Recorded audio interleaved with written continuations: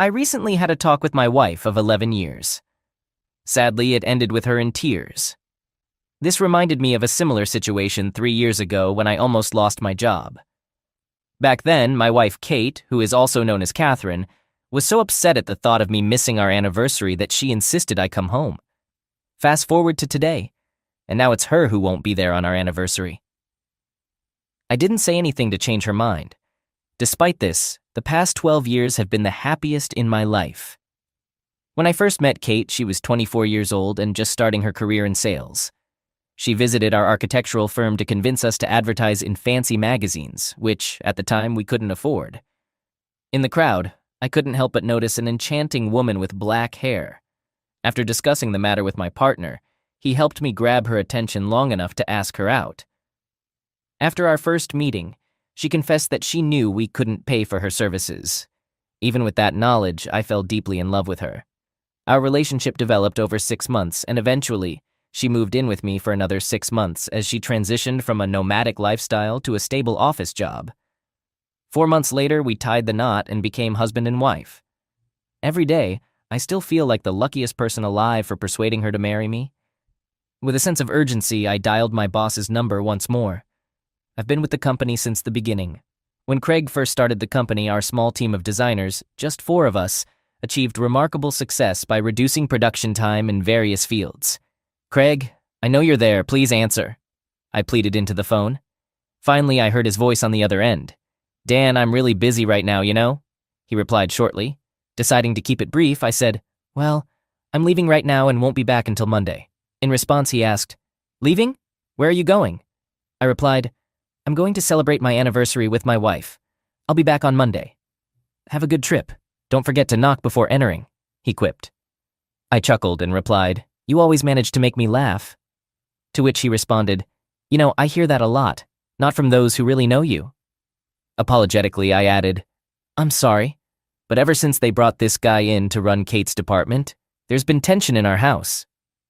"Maybe a break at the hotel will help diffuse the situation," I assumed. "Well, it certainly won't hurt. Just do me a favor. When you're seeking adventure, remember me," Craig grinned. "Deal. See you on Monday," I said. I didn't hang up right away, but asked Craig's secretary, Rosa, for a favor. She knew how to work things out, and I needed a plane ticket. After the conversation with her, I headed home to pack.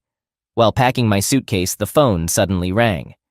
"You have 45 minutes to get to the airport for security check. The ticket is waiting for you at the counter in your name," Rose informed me.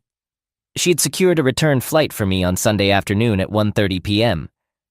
Unfortunately, there were no available rooms at Kate's hotel, so she booked one 2 blocks away. "Have a safe trip. See you on Monday," Rose said. Hearing that, I rushed to the bathroom to grab my shaving kit, packed it quickly, and did a quick check of the room, even turning off the coffee maker, which was unusual for me, before hurrying to the car. Over 15 years, I've discovered several shortcuts that help me reach my destination faster. Despite my high speed, I made it to the flight with plenty of time to spare. After registration, security, and boarding, we finally got on the plane. Once I was comfortably seated, I put on my headphones and played some music. I'm a nervous flyer, and music helps me relax and stay calm. 3 hours into the flight, I was suddenly awakened from a pleasant dream about Kate and me by a gentle tap on my shoulder. I had fallen asleep, which wasn't surprising given my recent lack of sleep at night. Some of it was due to work stress. Kate and I had been going through a rough patch in our relationship for the past few months. For more than 2 months, she had been keeping her distance, not letting me get close. It all started when she told me about a colleague from another department getting a promotion and taking over her own. She was determined to prove that this decision was wrong and worked hard to show her worth. For the first 2 weeks, she came home exhausted, constantly discussing strategies to outshine Mr. Paul Reynolds. But over time, her determination waned, and after a couple of weeks, she mentioned that they had started cooperating. I became increasingly anxious as their joint mission to win a big client approached. Thoughts of a possible romantic relationship between them crossed my mind, but Kate always reassured me. Taking my bag out of the overhead compartment, I pondered how to invite Kate to dinner quietly without giving away the surprise. After taking a taxi to my hotel, I struck up a casual conversation with the driver, who happened to mention a charming, dimly lit restaurant located between our 2 hotels. Sounds intriguing. I expressed interest because it turned out to be exactly what I had in mind. After checking in, I quickly showered and rushed out. I wanted to catch Kate before she left for dinner. Glancing at the clock in the lobby, I saw that it was almost 5:30. After observing the bustling street, I decided I could walk to my destination and followed the directions given by the receptionist. The stroll was easy, and I made sure to remember the charming restaurant mentioned by the taxi driver, which happened to be just a few steps from her hotel. Furthermore, when I exited the taxi, I left the driver a generous tip. At 5:50, I entered the hotel lobby and stood in line at one of the reception desks. I exchanged a smile with a woman who motioned for me to come forward. "Hello," I greeted her warmly. "My name is Dan Cardiff.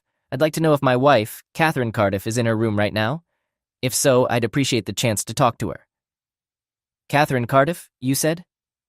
She double-checked, taking a moment to consult her notes. "Yes, she's a guest here. Give me a minute to check if she's in her room." With that, she dialed the room number. After a while, she turned to me with an apologetic tone. "I'm sorry, sir, but there was no answer. Would you like to leave a message?" "Not at the moment," I replied, a hint of disappointment in my voice. "I was hoping to surprise her. We have an anniversary tomorrow. I'd be very grateful if you didn't mention our conversation," I requested hopefully. "No problem, sir, I assure you," she reassured me. I didn't catch everything she said. "I wish you a wonderful day tomorrow, sir," the woman added politely. "Thanks. I'm thinking about going to a restaurant." "Maybe luck will be on my side," I responded. "Good night." I bid her farewell. Heading to the far end of the lobby, I spotted a noisy hall packed with people engaged in various activities. Working, serving, sitting, eating. It was very crowded, and I knew the chances of finding her there were slim. Then, I noticed a restroom located on one side, closer to the back wall. I searched all around, scanning left and right, desperately looking for any sign of her presence. Despite my efforts, she remained elusive. After finishing my business, I settled near the corridor entrance and once again scanned the room. It seemed futile. Finding her in such a crowded place was nearly impossible. But then, I unexpectedly caught a faint sound of laughter, reminiscent of hers. I followed the wall with my eyes, but towering booths obstructed my view, allowing only glimpses of the faces of the men and the women with them. Reluctant to approach any table until I could escape her notice, I retraced my steps and turned my gaze toward the wall. Slowly making my way along the row of tables one by one, I reached the third one from the corridor where I was standing, and there, in that very booth, I saw her. She sat there, engrossed in conversation with a man I didn't recognize. She looked radiant, dressed in the same elegant dress she always wore on evenings filled with dancing. Their interactions seemed relaxed, as if they were entirely at ease in each other's company. I couldn't help but wonder what was really going on between them. It seemed far more close than a typical dinner with a colleague. My heart raced as he leaned closer to her, prompting me to instinctively grasp the doorframe for support. As she bent down, their lips met in a tender kiss. Filled with mixed emotions, I decided to leave the doorway and move to the center of the hall. Sinking into one of the padded chairs with a high backrest, time seemed to blur. I sat there, never taking my eyes off their table. Suddenly, I heard her laughter again, drawing my attention. Turning my head, I saw her walking beside him, holding his hand tightly with both of hers. Their closeness, along with the general merriment, piqued my curiosity. They strolled past me, just 15 feet away, and even though they conversed, my focus was solely on the adoring expression she wore as she gazed at him. It had been a long time since I had seen such an enamored look. At that moment, my breath caught in my throat, and I was momentarily speechless.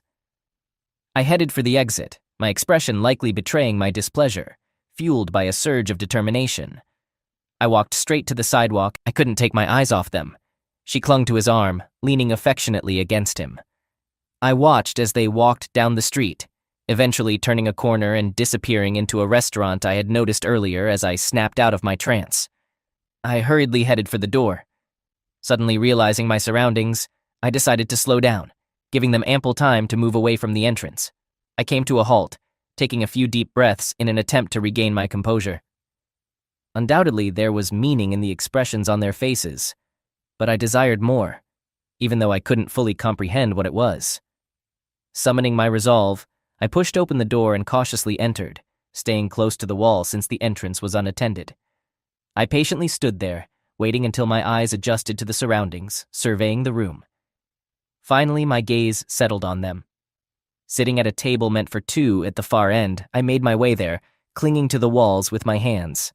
As I sat down at a small table, the waitress promptly appeared behind me. "What can I get for you, dear? What'll it be?" she inquired. I replied, "Double scotch on the rocks." I overheard their conversation. "Our meeting tomorrow isn't until 10 o'clock, so we can celebrate late into the night," he said to Kate in a hushed tone. "I'm glad you didn't let him manipulate you into going home." "We wouldn't miss our 2-month anniversary for anything." "I can't believe it's been 2 months," she exclaimed. "And it could have been longer," he remarked. "If only you had accepted my offer at the end of my first week at work," he reminisced. She laughed and added, "I had to play the innocent girl with you, considering that I'm supposedly married." She shook her head in disbelief, recalling the moment when he approached her in the presence of Marge and asked her out, fully aware of his marital status. "Marge actually told me that you liked me," he mentioned. "We should do something nice for her because she played a significant role in bringing us together," Kate suggested as the waitress approached, served their drinks, and swiftly walked away, raising their glasses. They raised their glasses in a toast to the incredible 2 months they had spent together and the countless more to come. "I'll do whatever it takes," he said as their glasses clinked together. "There will be many more," she replied cheerfully. The waitress placed my glass in front of me and inquired, "Here you go, dear. Is that all?" I handed her a $10 bill and said, "Thank you, ma'am," before shifting my attention back to the adjacent table. They glanced up, but as strangers, my presence seemed inconsequential to them. Kate, noticing his gaze, turned and looked at me. "You know, a guy should always carry a camera with him for such moments," I remarked. Her expression was truly limitless, suitable for various posters, as she sat with her lips moving soundlessly. "Wow, 2 months. This is a special anniversary. I still remember mine, but after 11 years, it begins to lose its novelty." Watching them both, I found myself saying, "Let's celebrate 2 months. It's a symbol of passion and prosperity, isn't it? Well, a lovely couple like you definitely deserves a gift." "So here's my offer," I said, tossing the ring in Kate's direction.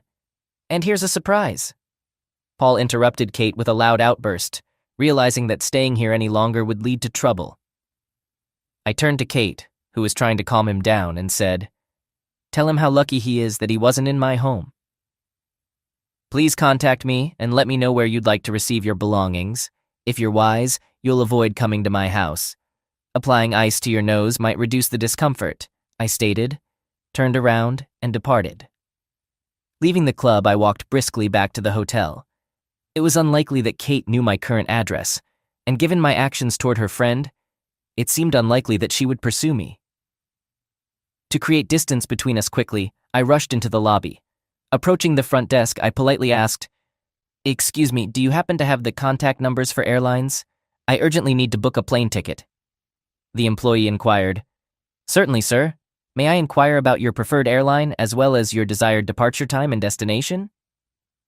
After providing all the necessary information, she assured me that she would inform me about the flight details in my room. Back in the room, I began to pace back and forth, bewildered by the unfolding events. How could this have happened? Then a thought struck me. Perhaps Kate had missed her true calling in life. Her performance over the past, as my frustration continued to mount, I realized I couldn't stay in the room any longer. Grabbing my bag hastily, I descended the stairs to the lobby. When I reached the lobby, the receptionist, who had just finished a phone call, motioned for me to approach. "Sir, if you leave now, you might make the last flight today. Registration closes in 30 minutes. If you miss it, the next flight is in 3 hours, she told me. I replied with a thanks. Hoping the taxi drivers in the area were reliable, I signed the cash receipt handed to me by a woman. "I'm sorry I have to cut my visit short. Please stay with us next time," she said, smiling warmly. As I headed for the exit, a rush of unforgettable memories washed over me. Rushing out of the lobby, I quickly grabbed a taxi from the nearby parking lot. I asked, "I bet you $50 you can get me to the airport in under 30 minutes, as I took my seat. The taxi driver responded, "You got it, boss," snapping me back to reality. He turned out to be experienced and got me to my destination in just 20 minutes. I paid the meter fare, added a generous $1.50 tip, expressed my gratitude, and hurried to the exit. Reflecting on it later, I realized there was no need to worry. I had a few minutes to spare after passing security. I eagerly awaited the announcement of the boarding, unlike last time, when I needed music to occupy my mind. With plenty of distractions around, a funny thought suddenly crossed my mind, and I had to suppress a laugh. I remembered that Kate's mother never really liked me, while Deborah seemed to have her husband under her thumb. She treated Greg poorly, almost like he didn't matter. But I couldn't tolerate her behavior, and she was aware of it. One day she even accused me of eventually cheating on Kate, claiming she saw me glancing at other women when we were together. Throughout the entire flight, doubts about what was happening gnawed at me. I pulled out the photo I always carried with me, of Kate and me, and studied it intently. The person next to Kate in the photo suddenly seemed unfamiliar. I glanced around to make sure no one noticed, then returned my gaze to the photo. In the picture, I stood beside Kate, but what caught my attention was the way she gazed into his eyes. It made me doubt.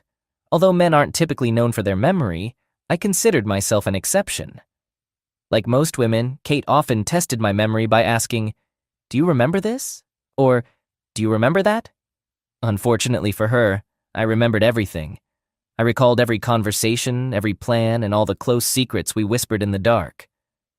Sitting there now, I couldn't help but wonder if I hadn't noticed this unfolding for 2 months. What else had I missed? The man had shown interest in her from the first week they met, but she claimed she rejected his advances to maintain her appearance due to her marriage. The thought of them being together bothered me. I formulated a 2-part plan. I'd go home, pack all her things, and take them to her mother's. Of course, the elderly woman would find a way to blame me, but the truth was what I sought. When we arrived at the airport, our family life was unraveling. I headed straight to my car and joined the exit queue. The drive home felt like a blur, and I couldn't remember much. Nevertheless, I reached my destination. The journey's duration remained a mystery, but honestly, it didn't matter. Stepping into the dimly lit house, I felt an eerie sense of unfamiliarity. The thought that I had to get used to this sight as the new norm consumed me. After dropping my bag, I headed for the kitchen. En route, I instinctively turned on the answering machine. A pleading voice on the other end said, "Dan, please don't do anything rash. I'm heading home to talk. Please wait until I get there." She sounded pained, conveying her emotions. I believed the cheater deserved punishment, but I didn't want to hear it, especially not in that voice. So I reacted impulsively and banged my fist. My actions may have been rash, but I needed to protect myself from foolish decisions. It was clear I wouldn't be able to sleep that night. I went to the garage and gathered all the suitcases she had collected over the years. Choosing a large black suitcase and a bag for her clothes, I set them aside and took the rest to the bedroom. As I sifted through her closet, I carefully picked a few items. I quickly stuffed them into one of the large bags, repeating the process several times before turning my attention to the dresser. It had been ages since I'd seen underwear tucked in there. For a fleeting moment, the idea of grabbing some hot dogs crossed my mind. I was supposed to go to her mother's house, but I didn't want to, so I opted for a solitary gathering with lox and marshmallows. I didn't want to deal with her parents or anyone else, so I took matters into my own hands. Instead of waiting for her, I impulsively went to the hardware store to buy new locks. Upon returning home, I realized I couldn't leave the pile of stuff in the front room. Following my thoughts, I loaded everything into the car and headed to her mom's house. I drove carefully and unloaded everything near the garage, not wanting to burden Greg with extra work, especially since his wife and daughter wouldn't help him. As the third box fell to the ground, my mother-in-law appeared. "Hi, Dan, what's all this? What's going on?" she asked. I explained, "Well, when Kate arrives, she might need her clothes. Initially, I thought she'd bring them herself, but I couldn't wait any longer. They were cluttering the front room." Confused and with a pale face, she inquired, "What do you mean when Kate arrives? I thought she wasn't in town yet. Why would her things be here?" "Deborah, I'm not entirely sure how she plans to sort things out, but I assumed she might stay with you temporarily. She may be considering moving in with the person she's been spending time with, but I can't say for sure. That's why I brought her stuff," I explained. Seeing her face grow paler, she responded, "What are you implying? How can you accuse my daughter of such things? She had to stay there for work. She'd never cheat on you." Her voice trembled, nearing hysteria. "I even saw them together last time. They looked happy. They were joyfully celebrating their 2-month anniversary at a lively nightclub near their hotel. I repeatedly asked her to join me at home for our anniversary, and she regretfully said she couldn't." Determined, I hopped on a plane to be with her. However, when I arrived, I found them having a close dinner. The atmosphere was romantic, and I didn't want to intrude on their special moment. Besides, witnessing their tender kisses across the table, I needed some time to gather my thoughts. When they passed me in the hotel lobby, I contemplated saying something, but she gazed at him and whispered in his ear. At that moment, I couldn't bring myself to disrupt them either. I just needed some fresh air, so I stepped outside. To my surprise, they left and headed to the nearest nightclub. I sat at a table nearby and overheard her saying she didn't want to leave him on their 2-month anniversary, and he corrected her, saying it was their 3rd month. It dawned on me that if I wanted to leave, I'd have to intervene. I tried to stay inconspicuous, but I knew I had to find evidence. After 10 years of sobriety, I took my first sip of drink. It had been 10 years since Kate expressed concern about my drinking, which she believed could jeopardize our marriage. In response, I gave her my wedding ring, thinking it was a sensible gesture to give each of them something of their own. But honestly, I preferred his gift over mine. Now, as I awaited her return and the inevitable dramatic confrontation, I was sure she'd seek shelter at my doorstep for a while. I stated this to shock her. "You're lying. How can you say such things about your wife, whom you've been with for 11 years? She's told me everything. She's deeply troubled by it. I'll never refer to this woman as my wife again. You might feel obligated to support her because she's your daughter, but I have no such obligations. I witnessed everything firsthand, and for the past 2 months, I've been living alone while she's been living with him since he joined this company. It's astonishing to see how she's changed, given the upbringing you provided. She looked me in the eye for 3 months straight, lying to me every day without a hint of remorse. If you think I'll allow her back into my home, then you're even more foolish than she is. However, it's your choice what to believe, and that's your issue. Personally, I've chosen to cut my losses. It's clear that she has strong feelings for this guy, and he's free to have her. She won't need to hide their relationship anymore. As soon as she's done with her charades, I'll direct her to this place. You can see for yourself who's being dishonest. As I instructed her, if she picks up, be sure to convey the message exactly as you want, including the fact that I'm eager to see how she handles this." With those words, I got into the car and drove away. Feeling restless, I wandered aimlessly around the house for several hours before finding a small corner in the garage, where I set up an improvised workspace. Suddenly, my thoughts were interrupted by the sound of the doorbell. Curiosity got the better of me, and I went to the door and opened it carefully. Without saying a word, I instinctively took a step back. Kate entered the room, and I immediately realized I was in the garage. "You must have been in the garage," she remarked, closing the door behind her. "I tried knocking, but you didn't hear me. I was just tidying up," I responded, observing the room's condition. Kate sighed and said, "Well, Mom already called me. It looks like you've already made up your mind about what to do with me." Kate looked at me, her face a mix of sadness and disappointment. "What did you expect? That I wouldn't mind you having an affair?" I asked her. She paused before responding, "I guess I wasn't thinking clearly, at least not rationally. I was overwhelmed by disappointment. It's a shame because all I did was think," I confessed. "You see, there was no one around to distract me from my thoughts. I missed having someone to go out to dinner with, visit a club, and enjoy the darkness, whispering and kissing. But I was left with a woman who could deceive me without hesitation, even looking me straight in the eye. She could share my house, my food, my life, and then be close with someone else. Not a pleasant image, right? Are you really ready to let go of 11 years of our life together?" "What is it?" she asked. "Did you even bother to ask me about it, Dan? Would it have bothered you if I had a real relationship with someone else instead of just playing games? I thought that such an important question would stay with me.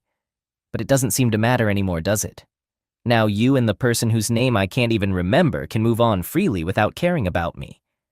No more struggles over deciding whom to spend our anniversary with," I said, heading for a chair. "I think I understand your perspective," Kate replied. "Do you truly understand, Kate? Because I genuinely doubt that you do. You see, for you it was just an act of infidelity. You probably found a way to justify it, maybe even shifting the blame onto me. Could it have been, Kate? Perhaps my actions drove you to be involved with someone else?" I inquired. She lowered her head and replied, "No, I don't blame you for this. It just happened. Having an affair with someone other than a spouse for 2 months isn't an accident. It takes effort, and moreover, secrecy. To continue the affair requires additional effort, and let me tell you, honey, you're playing the role well. I fell in love completely and unconditionally. It's unbelievable that you both managed to find time for your game. I can't even imagine how it feels to laugh about cheating on me. And that tearful phone call last night, it was a real performance. Maybe you should consider a new career. Your performance could easily outshine the last 3 Oscar winners." I must admit I had a brief moment of uncontrollable laughter, just a quick, unintended outburst before I stopped it. "I don't know where it came from, but it's clear that you don't love me. If that's how you treat someone you love, please spare me your anger. How can you believe that I don't love you after 11 years? She protested, indignant. "Listen, Kate, since you seem to enjoy asking questions, here's one for you, given your deep introspection. You know how you usually react to various situations based on this? Imagine that I found out you had a close relationship with another man, but it was a one-time occurrence, not a long-term affair. How do you think I would react?" I asked. She leaned toward me and replied in a soft tone, "To be honest, I think I would have asked you to leave our house and started divorce proceedings." I thanked her for her honesty and admitted that I had expected such a reaction, even imagining that she might throw something at me. "But who knows?" I mused aloud. She responded with a faint smile. "Perhaps." And now imagine that for nearly 3 months, every day we spent together meant nothing to me. It was all just an act, a facade to deceive you into thinking our relationship was thriving. In reality, I was going through the motions while my heart belonged to someone else, spending entire days with my mistress after leaving you. Can you honestly believe that I love you after nearly 13 years? Show me some confidence, Kate, I said seriously. It's as if you're implying that you don't care about this situation. The time we spent together was very valuable to me. It wasn't just casual conversation. I genuinely enjoyed being with you, she said. Do you recall the last time we were close, Kate? When was the last time you initiated one of our affectionate kisses? When did you last act like my wife, Kate? After what I've witnessed and heard, I find it hard to believe you're standing here telling me you love me. I'm not naive.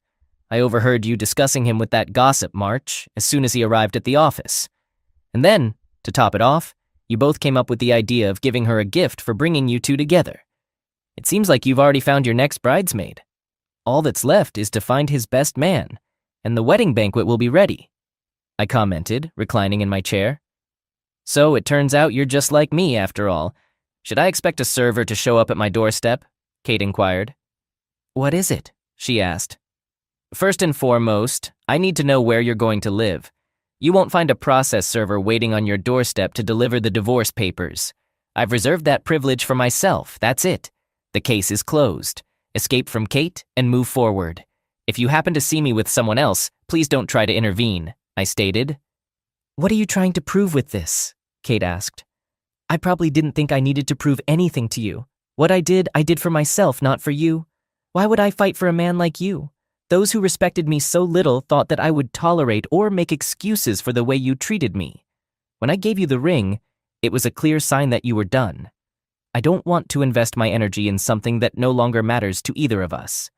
I can't forget or forgive, and based on your past and present behavior, it's evident that I'm not a priority for you. So it's time for me to leave you, Kate, and move on. I don't pretend to understand how you expected everything to end, but you certainly ruined everything. Now it's your turn to sleep at his place, I said, locking eyes with her. You're kicking me out and keeping everything for yourself. To be honest, it seems unfair after 11 years, she replied. It always comes down to a deal, doesn't it? Well, that's settled. If you need a house, you'll have to pay for it. As for me, I want to keep the house. I've fallen in love with him. With the extra space, I can finally transform it into what I truly desire. I assumed you and Bast had already found a place, I said. His name is Paul, she corrected. I couldn't care less about that. Really? Do you think he has nowhere to live? I asked. Well, of course he does, she responded. In that case, problem solved, I remarked. I was waiting for your answer, and then it occurred to me. So, I guess you don't think his wife will agree to this arrangement, I said, noticing her expression. Wait, did you find out everything about him? How did you know he was married? She asked seriously. This isn't a joke. You really think I'm naive, don't you? Why else would you be here, Kate? So what's the deal? He doesn't want to divorce his wife for you? I hope you haven't seriously considered coming back to me. I've contemplated this particular question. I considered the possibility that our relationship had lasted 11 years. However, upon reflection, I concluded that we're done. This decision was made by you. Let's reminisce about those incredible 2 months you spent together and hope for even more in the future. Keep in mind, as I mentioned before, when I gave you the ring, it signified the end. Please refrain from making excuses about our 11-year history. Those years didn't matter to you in the past and don't matter to me now. Therefore, I'll compensate for those 11 years with a set of legal documents as soon as they're prepared. The house offer remains unchanged. If you don't want to leave the house, you can come back and take whatever you want. It appears you're ready to move on without any hesitation. Divorce me and go on your way. You may be trying to elicit my sympathy, but I want to make it clear that I'm moving on from someone I can't trust living under the same roof with me. I will never trust you again. So what's your plan? Do you want to keep the house for yourself? I asked. No, I have no desire to keep this house. Give me a few days to find a new place, and I'll likely take a significant portion of the furniture, she replied, taking her hand out of her pocket. What should I do with this? She asked, handing me the ring. Do whatever you want with it. Oh, I have an idea. Why not use it as a toe ring? It would fit perfectly on your big toe, given how you treated him. I might actually find some use for it, I suggested. Okay, you know what? I could use some extra money. Maybe I'll pawn it, she warned. Well, you won't get much for it. They buy these things by weight, and most likely, you won't even get $30. You can't buy a genuine gold ring for your finger for $30. But that's just my opinion. It's your ring, so do as you please with it, I stated, turning towards the door. Did you get all my stuff out of the closet? She asked. Yes, I got everything, though I was a bit annoyed with the furniture at the time. I'll call you in a few days. I have to admit I didn't pack your things very neatly. I hope you still have clean, unwrinkled clothes after the trip, I commented. May I take a look? She inquired. Of course, don't be shy. You know where everything is, I said, noticing a slight frown on her face. I waited patiently as she inspected the room. I could hear her rummaging in the bedroom, then in the closet, and finally in the bathroom. A few minutes later, she returned downstairs, hastily packing cosmetics into a floral zip-up bag. You were thorough. You only missed a few things. I may have to call you when it's time to move, she said with a forced smile.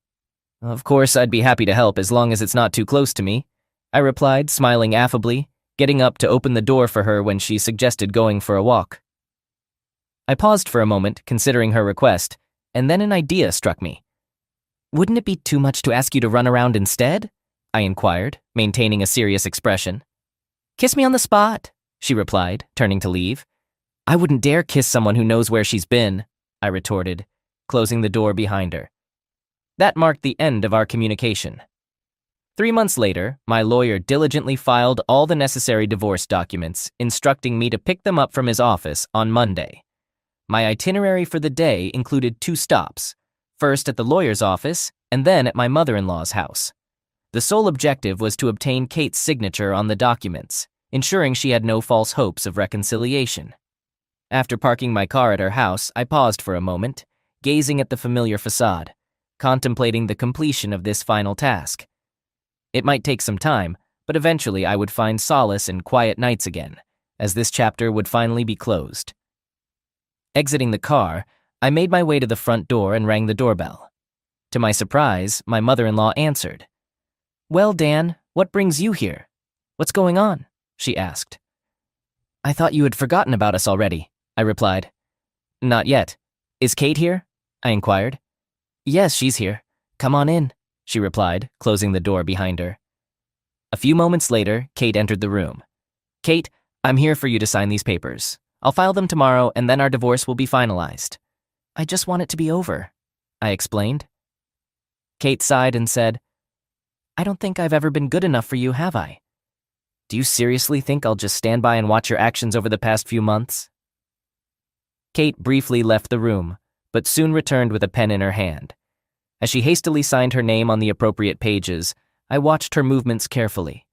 When she finished, she forcefully placed the pen on the table and swiftly gathered everything into a manila envelope, ready for archiving. You're free now, she said. Thank you for signing these. Take care of yourself and find happiness. Shifting her focus from me to herself, she added, Mom, you can come into the room. Congratulations to you as well, I replied, before walking out the door. As I drove away, a wave of mixed emotions washed over me. I understood that this marked the end of our relationship, and I couldn't shake the feeling that life was about to take a new turn.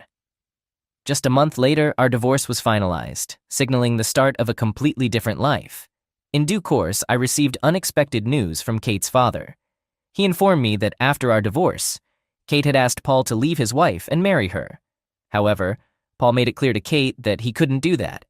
He admitted that their relationship had no romantic feelings for her.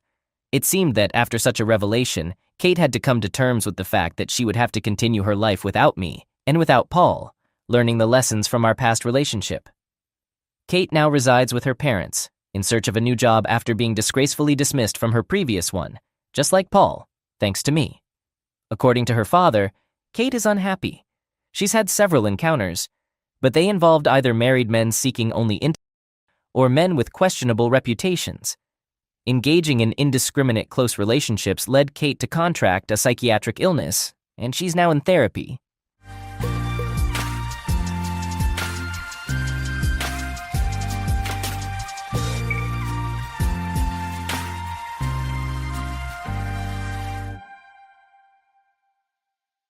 My wife cheated, and the consequences were devastating, a journey through betrayal and tragedy.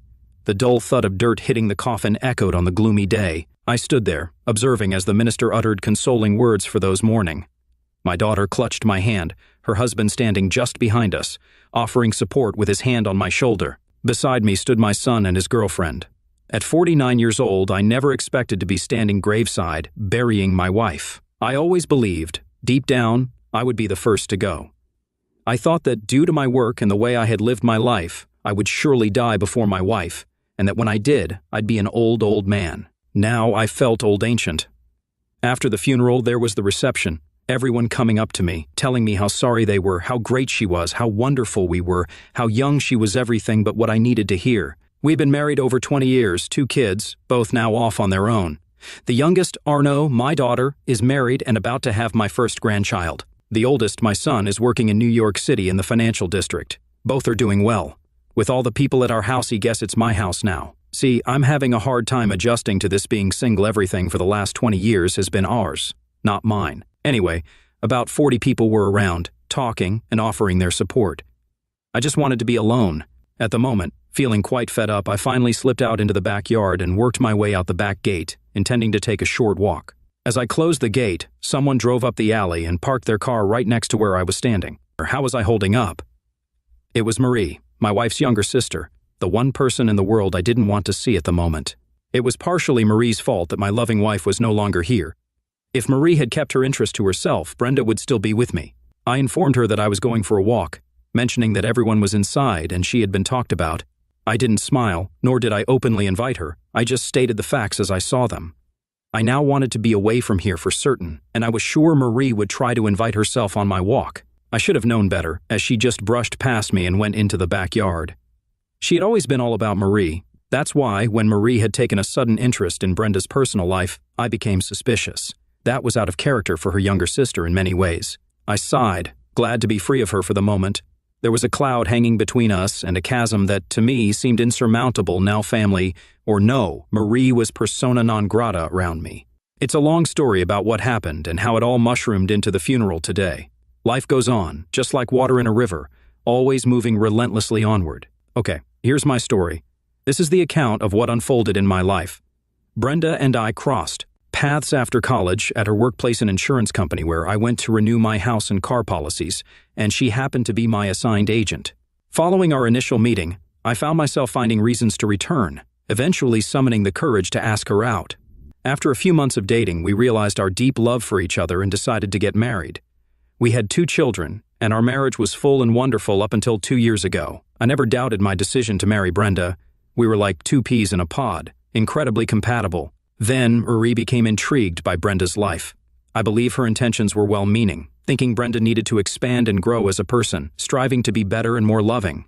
You could see in Marie that she had been trying hard to assist Brenda with what she perceived as shortcomings. It all began with Wednesday night outings, expanding to include Fridays. As Vince noted, after a while, Marie started spending more time with Brenda than I did, taking advantage of Brenda's time when I would normally be at home. It soon became all about Marie. When it became a daily routine, I began to withdraw from Brenda. Every time I attempted to spend quality time with my wife, Marie always seemed to be present. When I wanted Brenda to join me or when I planned to take Brenda out for dinner, what was once a communicative and open relationship soon became closed off and non-talkative. I couldn't express my feelings without Brenda becoming upset, accusing me of being harsh and unfair to her younger sister. If all I was going to do was upset my wife by attempting to be with her, then why bother? A few months after the growing girls' night out became a significant part of our lives, I could see that my marriage was in serious trouble. Yet I couldn't talk to my wife about it without her becoming upset and defensive. So I did the worst thing I could have done. I gave up. I spent my time pursuing my interests, and Brenda began doing her own thing. On our rare nights at home together, we felt like 2 strangers living in the same house. Then, one night or rather, early morning it all started. The night before, everything went awry. I was at home, working in the garage on a project on a Friday night, while Brenda and Marie were out on their usual Friday night outing. They left the house around 6:30, and I found myself preparing my own dinner, increasingly eating in the garage. So I got dinner ready, took it out there, and listened to my boombox as I worked and ate. I worked until 11 and then went inside. I half expected Brenda to be in bed already, but I was somewhat surprised to find she wasn't even home yet. I noticed the light flashing on the phone, indicating a waiting message. The message mentioned that she was staying at Marie's for the night, due to being out for a while and not being in a condition to drive home. The message also conveyed the intention to see me in the morning. I thought to myself, why bother? I never see you anymore anyway, just move in with your sister and be happy. Yeah, I'll confess, I was angry and envious. I felt a void when Marie developed a particular interest in her sister, and now I couldn't figure out how to reclaim my wife. I longed to be with Brenda, missing our conversations, laughter, and the gentle banter of a couple who knew each other intimately. Recently, it seemed I also missed the playful moments we once shared. After replaying and deleting the voicemail, I overheard men's voices in the background at Marie's house with my wife, and it sounded like a party. When I called, after 9 rings, a man answered and mentioned it was my money, advising me not to waste it. I requested to speak to Brenda, but the man described her as being occupied and suggested calling back around noon the next day. He identified himself as her husband. Despite my insistence to speak to her, he abruptly hung up on me with a dismissive remark. Furious, I redialed multiple times over the next half hour, but nobody picked up. After trying 3 times and growing angrier, I finally had enough, snatching my car keys. I left the house and drove to Marie's, finding nobody home. Then I recalled I had dialed Brenda's cell phone. I had no idea where she was or who she was with. I didn't know if she was there willingly or if she had been abducted. I knew nothing. I drove home, angrier than ever angry and scared. I went in and poured myself a drink. At some point, I concluded that Brenda was doing this willingly, and the police wouldn't intervene for 24 hours. I even considered that Brenda had invited the men. My mind played tricks on me, worsened by drinks. In the morning, I woke with a pounding headache and dry mouth. After a shower and getting dressed, I took some aspirin. In the mirror, I saw a man with a haunted, lost look. After a light breakfast, I waited for either a phone call or Brenda to return. Around 2, she pulled into the driveway, looking great in one of my favorite dresses, slinky and tight-fitting, revealing lots of leg and a bit of chest. Brenda had only worn it on special occasions with me, and even then only if she intended for a late night. She explained that she hadn't come home the previous night, citing an evening with Marie involving a few too many drinks. By the time they reached Marie's place, she was too tired to drive, so she stayed there. Brenda mentioned crashing at her sister's place, sleeping until a little while ago, taking a quick shower, and now being back. Observing my demeanor, she inquired about my apparent upset, asking what was wrong. Mentioning my name, I expressed my concern, mentioning that I had called her cell several times the previous night. After the first call, the person who answered informed me that she was occupied. I identified myself as her husband, but he promptly hung up. Subsequent calls went unanswered. Observing the dress she was wearing, I couldn't help but wonder if she had worn it for someone else. Additionally, I questioned where she had worn it, as when I went to Mary's, neither of them was there, and her place was dark. Brenda took a seat, but unfortunately, she missed the chair as I spoke. She turned, reacting to the news that I had called, and a man had answered her cell phone, turning white in the face. It seemed she miscalculated the distance to the easy chair, landing about a foot or so away.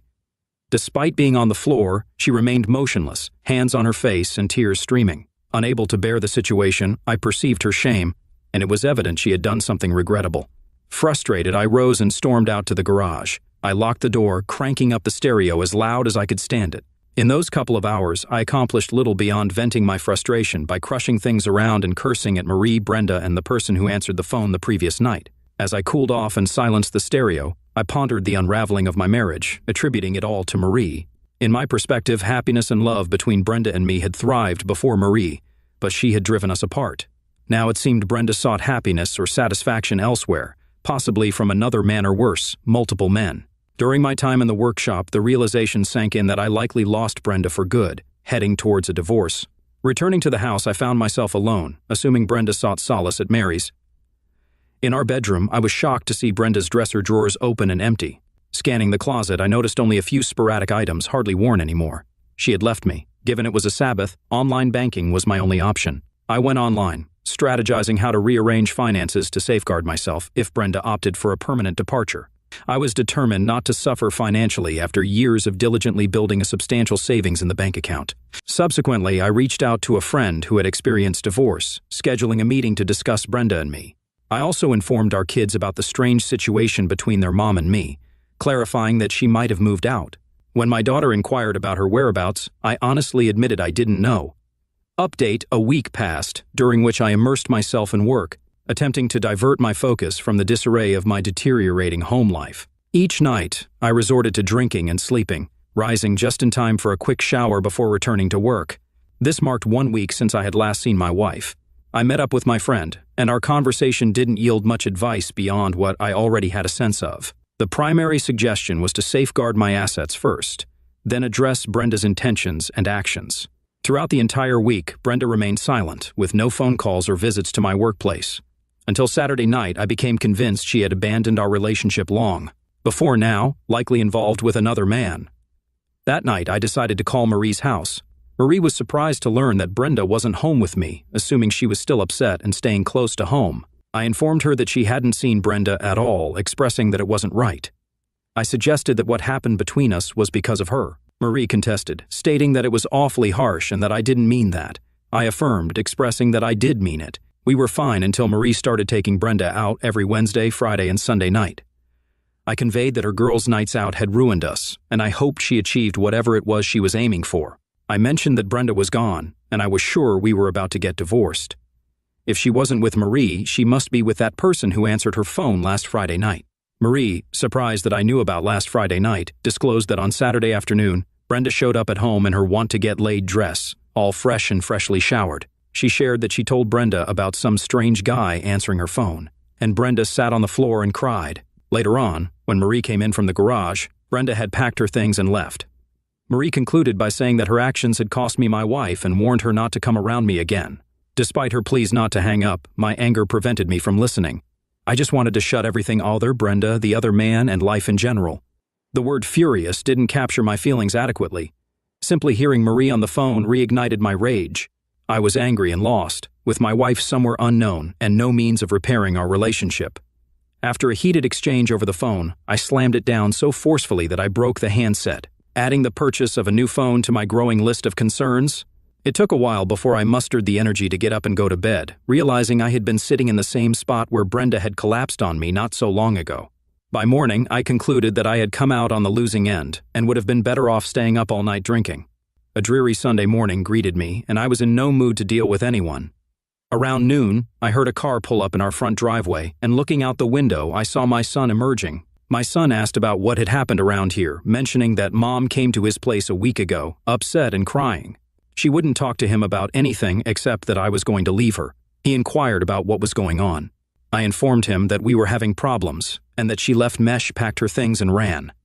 And this was the first I knew where she was at all this time. He mentioned that Mom came to his place, adding that it was kind of embarrassing as he had a friend over and she spent the night. He didn't know where Mom had been. He asked when she showed up at my place. I answered that it was on Sunday, after he called and talked to me. She refused to let me call him and talk to him. She wanted me to leave him alone for fear that he'd hunt her down. He questioned what was going on and if I was going to hurt her. I explained that I was tired. It had been a week of worry and stress like none I'd ever had before. Now my son had to drive over 300 miles on a Sunday to ask me what was going on and why his mom was at his place, refusing to let him talk to me. Last week she went out with Aunt Mary. Mom told me about that. She ended up missing your call and somehow you got real angry about it. What got into you? Why would you do that? I explained that she missed my call, and that's what she told him, just that she missed my call. I shared that she mentioned someone else intercepted the call before she knew about it, and I got real mad at her. She was afraid, so she ran. He noted that she missed telling him some important details and asked me to tell him what happened. I recounted that last Friday night, Mom went out with Aunt Marie like clockwork. I was in the garage, working on a few things for a while, came in about 11, and found Mom wasn't home yet. I saw she had left a message on the phone that I had missed, stating she had too much to drink and was going to stay at Marie's. My son acknowledged that Mom told him about the message part. He mentioned that when she left the message, he replayed it to ensure he understood it correctly, noting that I often did that. He replayed it and heard men's voices in the background, which worried him, so he called Mom's cell phone. It rang 9 times, and a strange guy picked up. He asked to speak to her, and the guy told him she was tied up at the moment and to call back tomorrow afternoon. He identified himself as her husband, but the guy hung up after telling him to duck off. I responded, realizing that Mom had sugarcoated that part. He asked if Mom cheated on me, and I admitted that I wasn't sure what happened. She left before we talked about it, but she seemed guilty about something. I hadn't spoken to her since Saturday afternoon. He suggested that we needed to talk to each other, proposing that we come over to his place to discuss things. He assured us that he and his new girlfriend would be there to support us. I agreed to talk, and he emphasized that we should come as we are without weapons. He recognized my anger, but urged us to work things out and not let this situation fester. He offered to follow me home, and I considered riding with him in case things didn't work out at his place. He assured me that he would make sure I got home okay. During the drive to my son's place, I realized that I still had some love for Brenda, even if she had cheated on me. I think that right at that moment I was willing to try to work things out with her. When we got to Mark's place, he parked, and we went inside. His girlfriend was sitting with Brenda, and when I walked in, they both got up, looking nervous. She greeted me, asking how I had been. I felt the anger boiling inside me. Without checking myself, I began to blow up, barely managing to curtail my anger in time. I yelled at her, accusing her of cheating, and saw her shrinking from me. I had to pause and catch myself, apologizing for my outburst. I admitted that I had been okay, drinking a bit too much lately and feeling confused about things. She looked pale and nervous. The woman I loved, the woman I had spent the better part of my life with, was afraid of me. That hurt me deep inside. My heart was breaking. I loved her still, and she was afraid of me. I wondered if we could patch things up. Then a young woman, presumably the guest, interjected, introducing herself as Jill. She expressed a wish that we could have met under better circumstances. I took her proffered hand and shook it gently, responding that I shared the same sentiment and hoped we could get to know each other a bit more. Although Mark hadn't mentioned seeing anyone yet, I glanced knowingly at him, conveying a slight reprimand in my eyes. Jill urged us to talk while she and Mark would be in the other room, ready to intervene if things got difficult. They emphasized the need for us to keep our cool due to the thin walls and floors in the apartment building. After Mark and Jill left, Brenda began to explain things to me, expressing sincere apologies. I responded by asking if she had something to be sorry about, questioning if she had slept with some guy. She clarified that it wasn't exactly that, and I pressed for more information. I confronted her about sleeping with more than one guy, and her revelation stunned me. I was flat out shocked this was not the person I had married years ago, and I felt like I didn't know who she was anymore. She admitted that she didn't do this openly and freely of her own choice. She explained that she was drunk and had consumed too many drinks that night. Marie had been pushing her for weeks to get out, and perhaps loneliness played a role. She couldn't fully understand how it all came about, but suddenly found herself on a bed with 2 men. Initially, it started with just one guy, but by the end, she had been with all of them. Marie was there too, and by the end of the night, she had been with all of them, including Marie. The guys had arranged it in a way that she didn't consider it coercion, and she was drunk enough not to think about the consequences until it was far too late. Her revelation hit me like a ton of bricks. I had expected to hear she had cheated on me, I hadn't figured more than one man, nor her and Marie doing things together either. They were sisters, for Christ's sake. I sat there, not knowing what to say. Our talk had taken about 5 minutes so far, and we were already into the part about her having been with other men. She wasn't hiding or... I didn't think she was hiding anything from me. She must have read my mind. She expressed a willingness to tell me whatever I wanted to know, sharing, that she wasn't sure how everything came to be and when she became involved in it. She admitted to not remembering her wedding vows or her husband waiting at home. At one point, she found herself begging for more, and she described herself as a terrible person who didn't deserve me or even to live. Her sobs overtook her ability to speak, and she collapsed. I observed her, feeling unsure about the person in front of me, shocked and stunned. I couldn't find the words to respond. The situation overwhelmed me, and I started to feel ill. Update, I started to throw up. I calmed down and was able to settle my stomach with a glass of water. Wiping my face off, I returned to the kitchen table. Brenda was in tears, crying softly. I wanted to go to her and hold her. The problem was, I didn't know if it would be okay ever again. I sat down heavily, wanting to be able to know what to say or ask without getting sick again. She explained that the nights out with Marie were not for scouting men, and that it had never happened before. They had gone to a new club, and she had been drinking too much. The guys at the club were buying them drinks, dancing with them, and complimenting them, making her feel beautiful and playful. The next thing she knew, she called me and left a message that she was too drunk, and they went to the guy's place. I interjected, expressing my frustration, stating that lately she hadn't been paying attention to me. I pointed out that she and Marie were the reason, as they hadn't been letting me even try. I reminded her that I had tried to get her to go out with me, but she had insisted on being with Marie. I accused her of lying to me, as the message she left mentioned she was at Marie's place. She clarified that at the time, she thought they were going to Marie's place, but the men wanted to take them to their place first for a minute to pick up something. She explained that they didn't think it would be a problem, but ended up getting involved in a regrettable situation. She mentioned that if only she hadn't thought I should have paid more attention to her, she might have been better prepared to fend off what happened. I couldn't contain my frustration, raising my voice as she continued to suggest it was my fault. I pointed out that she had been the one ignoring me, consistently going out with Marie every Wednesday, Friday, and Saturday night. I accused her of pushing me out of her life and taking up Marie's cause. To me, I noticed a change in her eyes as she realized she couldn't blame me entirely for her actions. She admitted that she hadn't realized it was her fault until now and acknowledged that I was right about that part. She recognized that her constant presence with Marie had led to my lack of attention. I questioned if she enjoyed being in such situations, referring to her use of the term scarlet woman several times. She denied ever calling me a scarlet woman or treating me like one, expressing her hatred for it. I learned that she discovered she liked what she did with those men, citing the tastes, textures, sizes, and combinations as factors that intrigued her. She admitted to enjoying the different and new experiences, and acknowledged that some of them were things she had always wanted to try with me, but couldn't bring herself to ask. She expressed regret for losing herself in the situation, and recognized that she had lost me. She hated that she had engaged in intimate acts with other men, things that should have been reserved for me. I responded with a sense of uncertainty, stating that there might be a chance to move past this difficult time. She seized on this glimmer of hope, expressing a willingness to do anything to be with me and stay married. She promised not to go out anymore unless I was with her, committing to being a stay-at-home wife and doing anything I wanted. I remained skeptical, questioning her sudden willingness to talk and work with me. I raised concerns about her past actions, especially when she was going out with Marie, and questioned whether she would resume such behavior when things cooled off. I emphasized that Marie had driven a wedge between us, taking up the time we used to spend together. I expressed my discontent, stating that I was sorry for her previous actions. I conveyed that I had not fully realized the extent to which she had been ignoring and avoiding me, questioning why she allowed herself to do so. I made it clear that things wouldn't be simple moving forward, highlighting the fact that she had cheated on me and on us. I asked about her involvement with other men, emphasizing the emotional toll it took on me. I confronted her about the idea of passing it off as staying with Marie and questioned if she would have continued lying if I hadn't found out. I expressed my rising anger, and Brenda could see it in my eyes as my voice increased in volume. Mark and Jill discreetly entered the kitchen. In that instance, my son suggested a short break, proposing that either he and I or Jill and I could take a walk.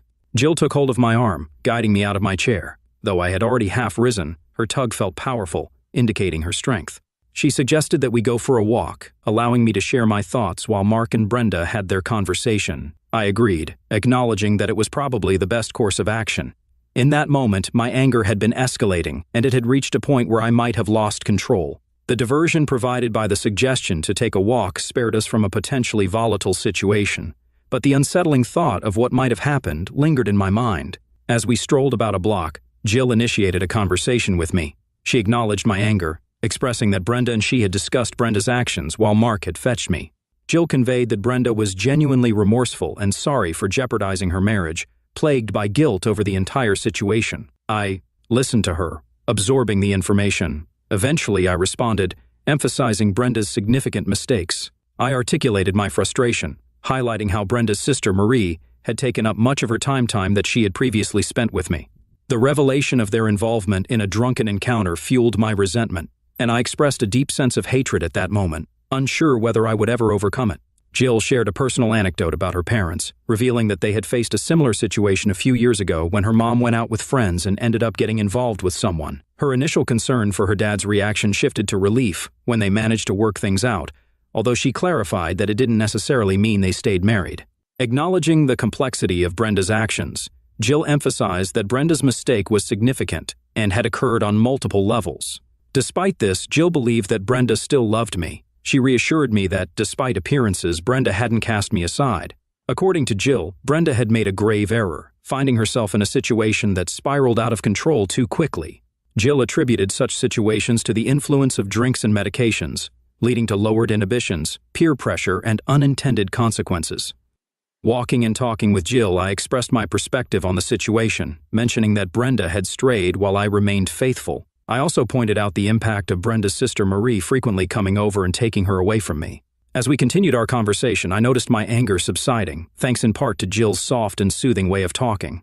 Reflecting on the uncertain future of my relationship with Brenda, I admitted to feeling messed up inside. Despite attempting to sound cheerful, I couldn't shake the emotional turmoil. I acknowledged that part of my struggle involved understanding how Brenda found herself in such a situation. Suppressing my anger, I tried to maintain composure, recognizing the need to rise above any potential righteous indignation. Jill encouraged me to ask any questions I had. Though I attempted to lift my mood, the emotional toll persisted. Jill inquired about the state of our relationship before Marie's frequent visits. I shared that, despite the natural fading of the initial magic in our 20-year marriage, I believed things were fine, perhaps even better than many couples with the time we spent together. In our conversation, Jill asked if I used to take Brenda out frequently. I admitted that perhaps I had taken her for granted and that Marie played a significant role in driving a wedge between us. I explained that whenever I attempted to spend time with Brenda, Marie interfered, either causing Brenda to refuse or getting upset for taking her away from her sister. I expressed my frustration with Marie, referring to her as the bish at the moment. Jill probed deeper, asking about the romantic aspects of our relationship.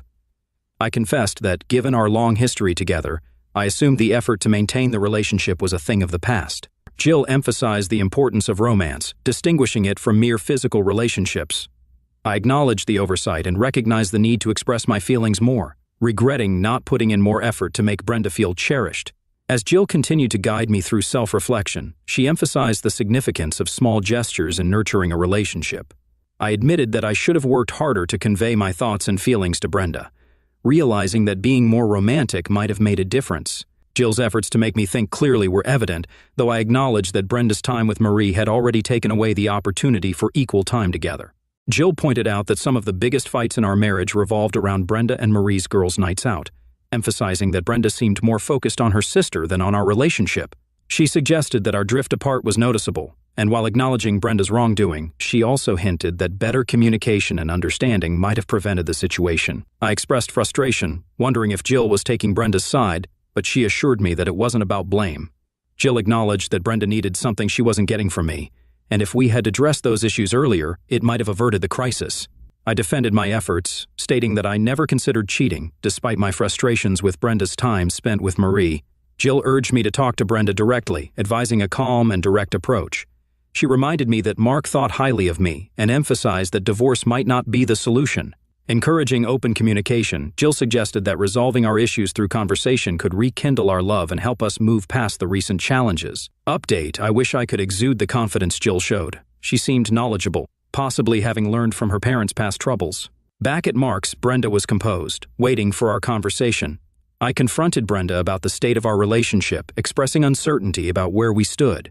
Brenda admitted she wanted to be with me, but acknowledged the uncertainty of my acceptance after her betrayal. She apologized sincerely, emphasizing that apologies couldn't undo what happened and that we needed to face and address the issue. In response, I conveyed my struggle not only with the act of cheating but also with the circumstances involving multiple individuals. I pointed out the hurtful aspect of involving her sister and expressed the pain of trying to win her back while she was unresponsive, only for her to seek a chance after being with others. Brenda regretted her actions, claimed it was never her intention to cheat, and attributed the situation to the influence of drinks. I questioned whether there was still room for me in her life, expressing concerns about the impact of her choices on our relationship. The conversation left us both grappling with the complexities of trust, forgiveness, and the potential for rebuilding our connection. Brenda pleaded with me not to say certain things, expressing her love for me and acknowledging her severe mistake. She admitted the impossibility of undoing that terrible night, expressing her hope for forgiveness and trust in the future. Brenda proposed a trial separation, recognizing our uncertainties about the way forward.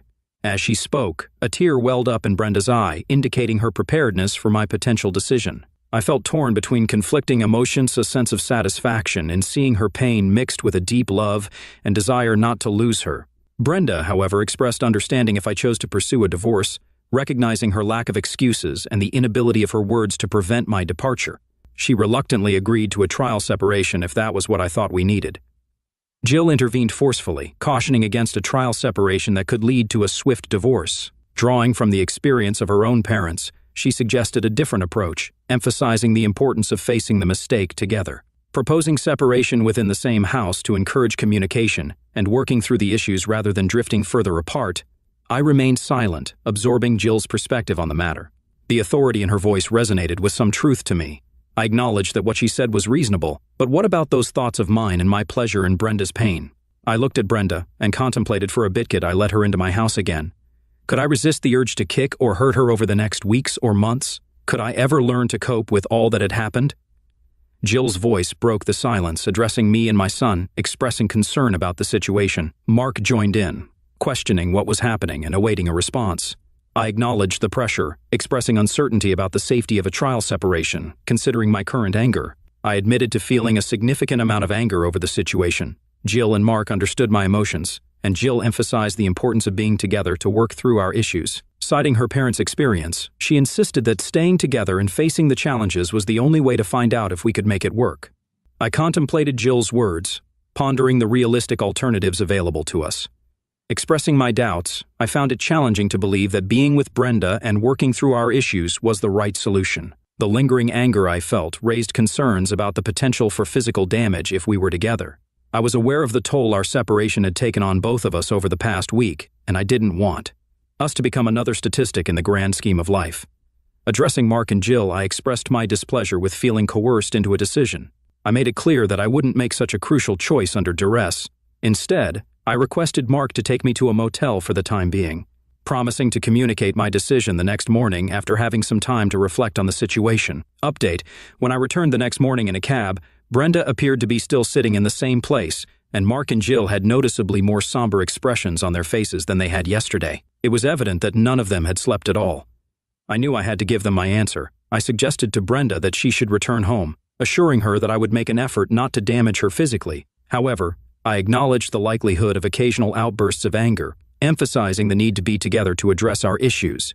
I proposed a temporary arrangement where we would stay in separate bedrooms, physically apart, yet attempting to work through our challenges. I made it clear that I couldn't guarantee anything beyond that. Brenda sat there, tears running down her face. I could see she was happy about it, yet apprehensive too. She was thinking, what if I got violent or something? I could see it in her eyes. I probably had the same look in mine too. Trust goes a long way to dispelling that look, and the trust in our marriage was now long gone. It was going to be a long, hard road for a while. Brenda suggested counseling, a topic that had crossed my mind earlier when her nights out with Marie had already strained our relationship. I acknowledged the need for counseling, both individually and together, and agreed to initiate the process the next day. Brenda, in response, left the kitchen briefly and returned with suitcases in hand. My son, Mark, asked if we could go home, and I mentioned that my car was in a local parking garage. Mark volunteered to retrieve it, and Jill offered to drive. In the midst of this, Mark dropped a surprising bombshell. He had proposed to Jill last Saturday night, and she had accepted. I expressed my acceptance of Jill into the family and wished them happiness together, regardless of what happened between Brenda and me. We left together. It was a quiet, intense trip home, though each of us was in deep thought. That whole next week went the same way, tension kept building and building. Our first appointment together with the counselor was the following week, and I wasn't sure we'd make it. We did, but just barely. We made that first appointment and the following ones, until one day the counselor cut us loose on our own. We had spent the last 8 months going once a week together. Separate individual visits were interspersed between those. We worked it out, and while it was not easy, we managed to get around the whole nightmare in the end. One day, Brenda came home from the doctor, appearing troubled. I sensed that something serious was amiss, but she hesitated to disclose the news. Eventually, she took a solitary walk, and when she got back, she informed me in the living room, "Jeff, I have some bad news about me." I asked what, knowing that she'd never cheat on me again. I also understood that she'd been bothered by something for quite some time now. Brenda had always been one that didn't like to talk about her issues with anyone, even doctors. She broke down, crying, expressing, "I am sick, Jeff. Real sick. They said that I have cancer." I learned that it started in her ovaries and had spread, and unfortunately they didn't catch it in time. As she left the statement unfinished, she conveyed, "They don't think." I was numb for the second time in my life. I questioned what she meant. Brenda reassured me that we would fight, that this cancer could be beaten, there were treatments, and we would win this battle together. I shared my thoughts with her, mentioning that each thing I said seemed to bring more tears from Brenda. As time passed, I began to wonder if she was going to fight at all. She conveyed, "It's beyond fixing, Jeff." This appointment today was with a specialist that my doctor wanted me to see. He ran a few tests and made me wait for the results. He was about to cry when he told me the news. Brenda revealed that the cancer had spread to her lymph glands and liver, along with other parts of her body. There was concern it might have reached her head, and the mention of the MRI was distressing. Tearfully, she expressed, "Oh God, I don't want to die, Jeff. I don't. I love you." Regretfully, she admitted, "I wasted all that time with Marie and caused our troubles when I should have gone in to see the doctor way back then. It's my fault. I ignored some of the symptoms. It spread. I wanted to be there for Marie since I thought she needed me. It's too late now. I only have a few months. I am so sorry, Jeff." I expressed, "Brenda, I'm the one that's sorry. What can I do for you? What can we do?" She replied, "Just hold me, Jeff. Love me and hold me. That's all anyone can do for me now." I followed her request, holding her close. Forgotten were those days of anger and pain. We now face new challenges, anger and pain brought by the dreaded cancer. Despite the time we were apart and Brenda had fallen, we had generally been a happy couple. I made an effort to maintain a positive and happy attitude around Bren throughout the time she wasted away. At some point, we believed that some of the treatments might have been helping her, but later we discovered that was not the case. She outlasted the doctor's original estimate by a few months. Fortunately, she had her children and me by her side when she passed away. This is why I have issues with Marie. I question if I am being unfair, if I should forgive and forget. However, I find it difficult because Marie led my wife into a net of pain and suffering, causing us to lose precious time together, almost tearing us apart. Nearly a whole year was destroyed, a year that could have been spent loving each other, not struggling to overcome Brenda's one-night mistake. Additionally, there's the lingering question of whether that cancer could have been detected earlier. I don't know. I'll always wonder, though. As soon as we headed off along the path, I was aware of a couple catching us up. "Hello. Hi, Air, I wanted to speak before. I was not sure if I should. Could you show me how to do that, please?" Turning around, I recognized the girl from the cubicle moments ago. Under good light, I could see she was absolutely beautiful. Tall with a gorgeous slim figure, clear skin, and long blonde hair. She reminded me of that perfect girl in college who everyone envied. Untouched by acne or spots, her face was a picture of innocence and loveliness. "I'm sorry to ambush you, but I don't know what else to do. I don't know how to do it like you." Nathan, and I turned to face her. Nathan's mouth was open, she was that pretty. A few feet behind her stood her man. A mop of curly blonde hair topped an admittedly handsome young face. He was about the same height as her but looked embarrassed or shy. "How old are you?" Nathan voiced what I was thinking, almost 18. "Our parents brought us away after our final exams, before university. I'm Mary, this is my B, this is Peter." I guessed boyfriend was a loaded status. "I'm Joe, and this is Nathan." We all nodded hello to each other. Peter stayed back a foot or so. "You watched everything I was doing," I said, guessing she was talking about her appalling blowjob technique. "Yes, but I wanted to ask, but did not know if I should, in there. What led you to even be in there? Nathan asked. Again voicing what I was thinking, Mary smiled. Oh, we saw it on socials before we left, highlights of the resort. We only arrived today, and we knew it was a place where we could be alone. Yes, I try, and Peter says he enjoys it, but he does not, come. We have only been with each other. I don't have anyone I can ask, I definitely can't ask my mum. When you did it, he came quite fast, so I know he liked what you did more than when I tried. What's in it for me, for us? I also didn't think Nathan would be too keen to just watch me showing her or to experience her learning. Behind her, Peter was looking at the ground. I would let Nathan try if he is gentle, Peter won't mind if he has also done it. Peter, how do you feel about it, mate? Nathan asked. I'm cool with it as long as we are honest with each other. Where are you staying? Peter said he would do anything Mary wanted. We found out Mary and Peter were a couple of hotels along from us, in a smaller boutique-type place.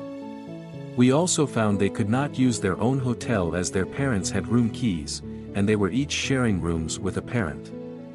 We talked about coming to our room, which seemed the logical and safest place. We told them we were going down to the late bar to watch the dancing. Peter didn't seem keen at all, but Mary was interested. I told them I'd taken part and that it was a lot of fun. I grabbed Peter's hand and led the way. Behind me, Nathan escorted Mary. We arrived while they were still getting volunteers up on stage. Nathan went to get 4 beers. Mary said she was a very good dancer and told us she had lessons. I stopped her from putting her hand up and said she might be better off watching once and seeing if it was her kind of dancing. I really hoped it would be, but I seriously doubted it was. We drank beer and got to know Mary and Peter a little more before the dancing started. I was pretty sure one of the girls was the same one I had danced with, definitely a plant. The dancers were a mix of ages and sizes, and over the next 3/4 of an hour, we watched them whittle down to the final 3. Mary and Peter were totally focused on the stage, they had stopped talking to us. They became more drawn in as the dancing became raunchier. We were at the back of the crowd, and no one paid us any attention. I wanted to touch Mary too, but she was on the other side of him. I wished I had stood between them. We talked over breakfast and agreed we would see Mary and Peter.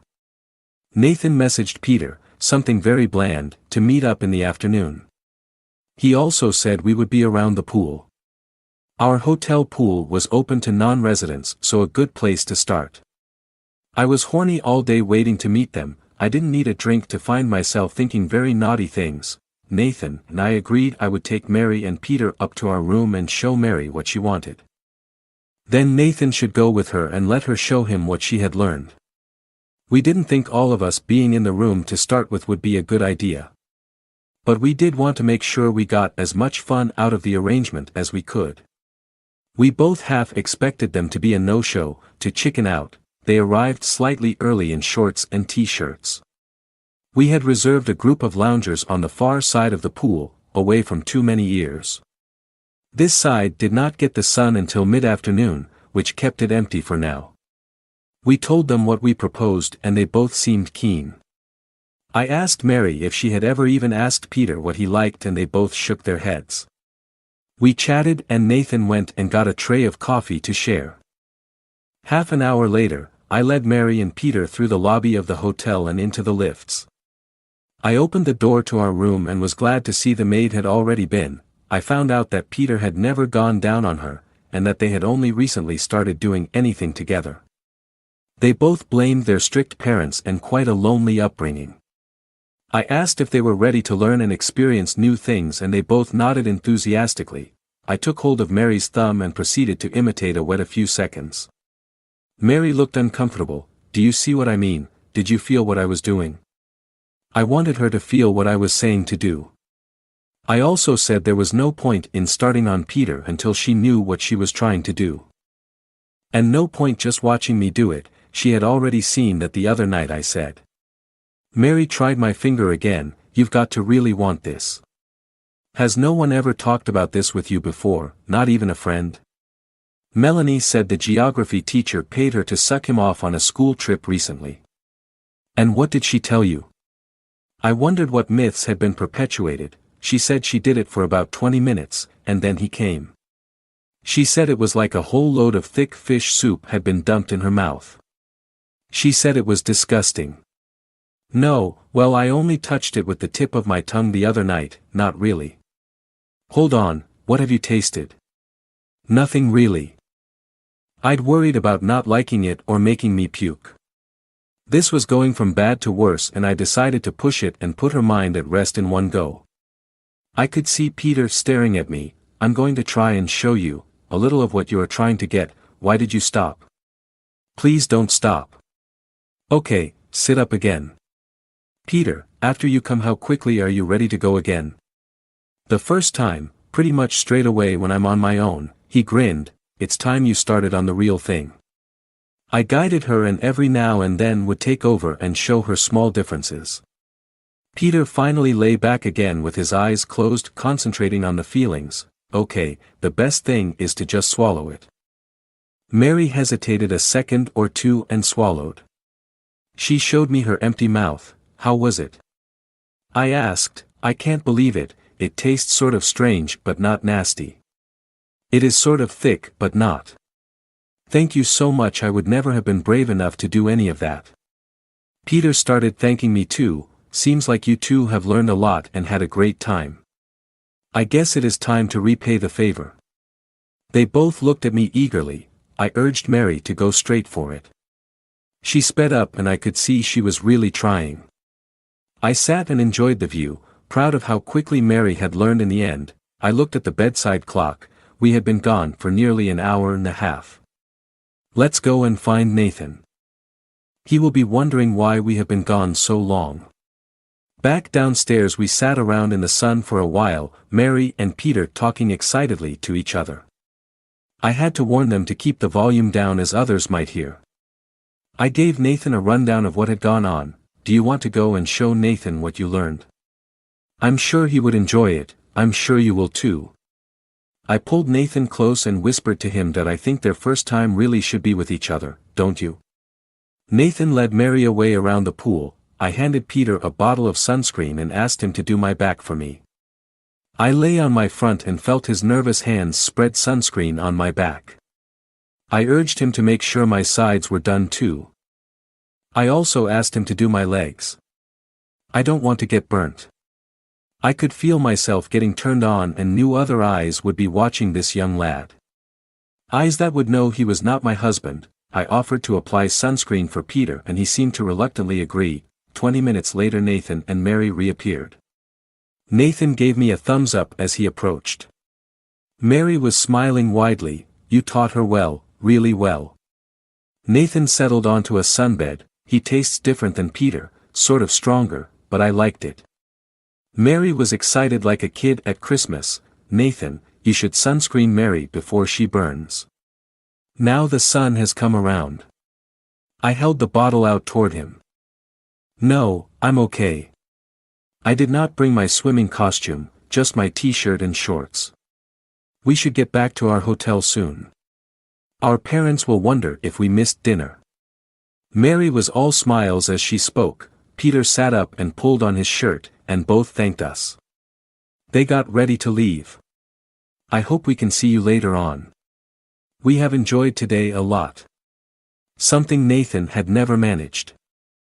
Welcome to Secret Story. After our evening out, we now lay in bed with none of our usual fooling around. A few hours ago, I had won a dance competition. After that, we experienced our first glory hole.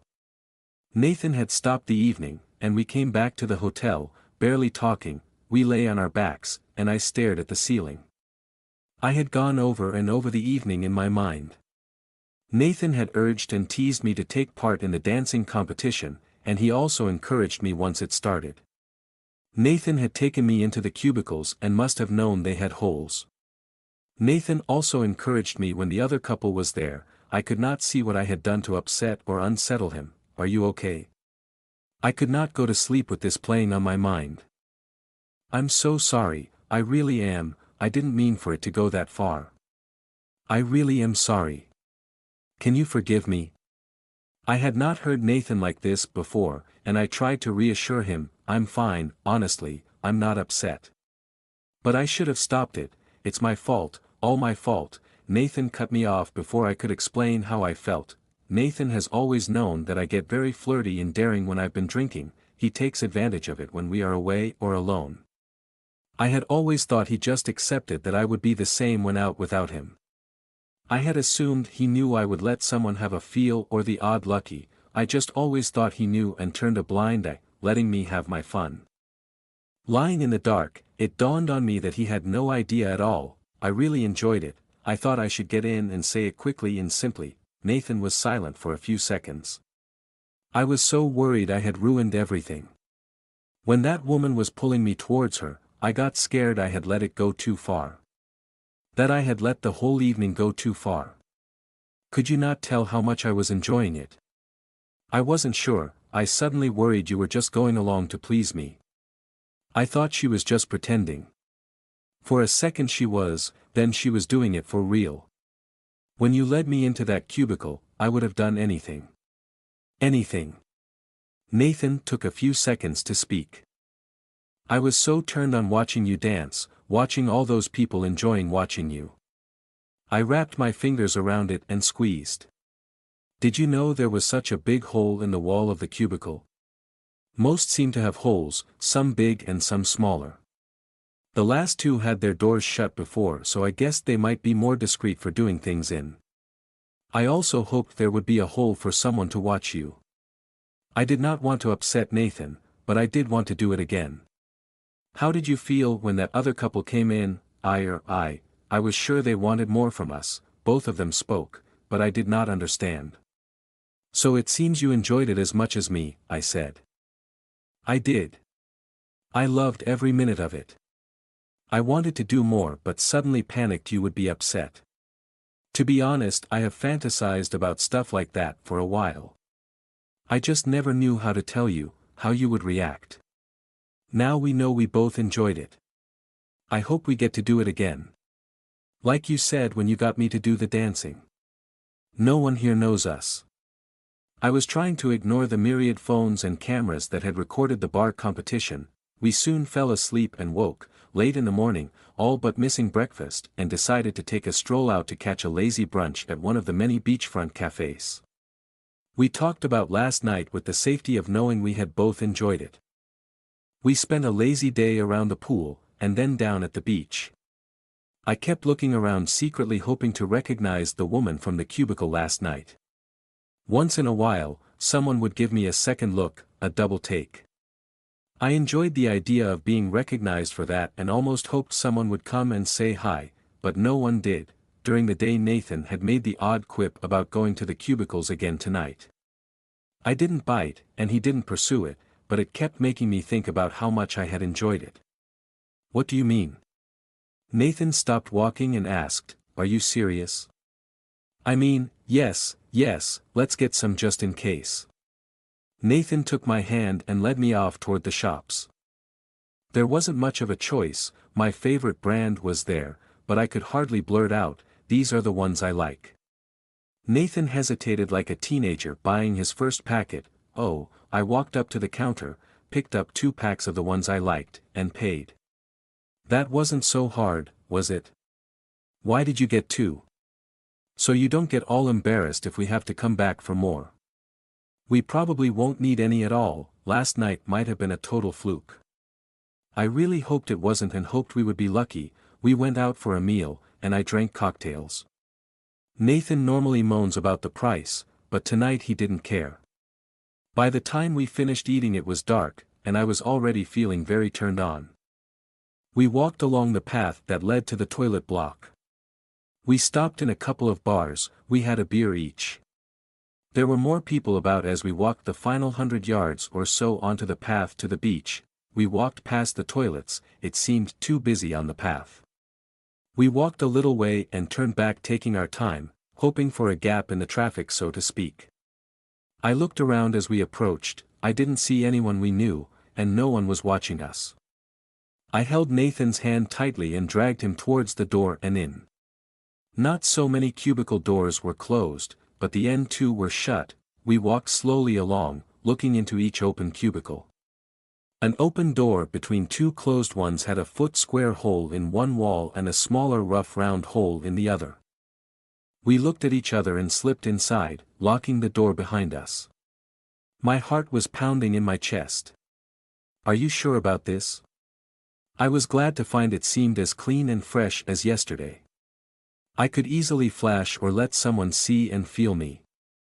It also meant I only had to pull on the skirt and top to be completely decent. Nathan stood back against the door. I really needed to go. I could not see anyone in either cubicle next door. I motioned Nathan forward. I guessed the stranger was older. Suddenly, there was a pool of light around me from Nathan filming with his phone. No one took the stranger's place, and I still could not see anyone through the other hole. I started to feel a bit creeped out by the empty, rough hole, knowing someone must be just watching. I upstood. Nathan had stopped filming. We almost bumped into a young couple rushing past. We stepped out and watched them go into the last cubicle. The door next to it was now open and we hurried along and closed ourselves in. It was much darker here. The only light in the building was over the entrance door. In the gloom, the huge cut out between this and the last cubicle was visible. We heard a zipper, shuffling of clothes and whispered voices. I could hear a whispered conversation, I was sure, in English. A short while later, another match struck, and more light flooded through.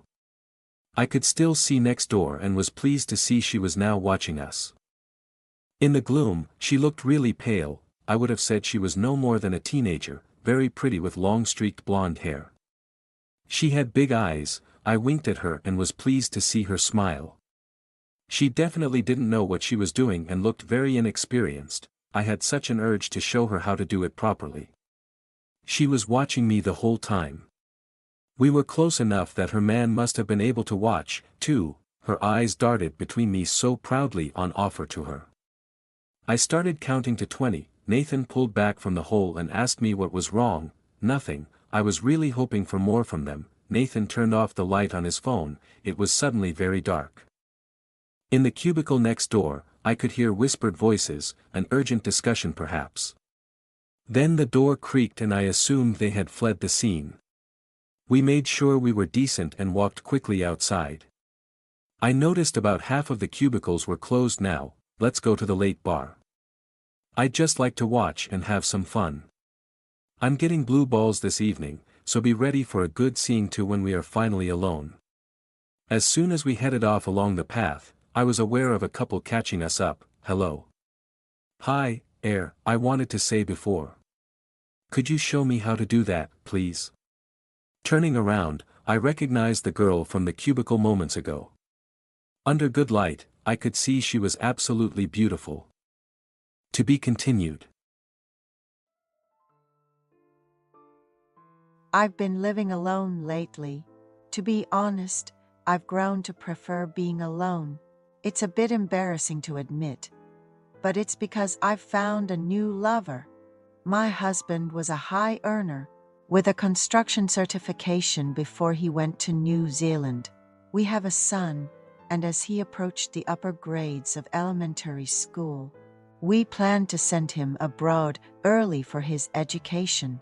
My husband was excited about the prospect of using his certification for investment immigration, but I found myself increasingly reluctant to go to such a distant country.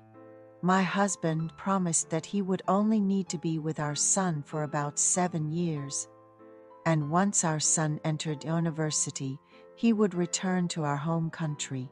With that promise, he and our son departed for New Zealand. In return, I agreed to visit New Zealand once a year.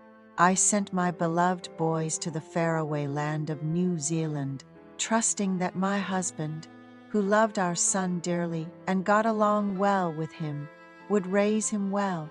I agreed with my husband's suggestion that if by any chance our child, who was sent abroad for early education from a young age, was exposed to any danger, it would be overwhelming for me to cover up any unfortunate incidents if I went with him.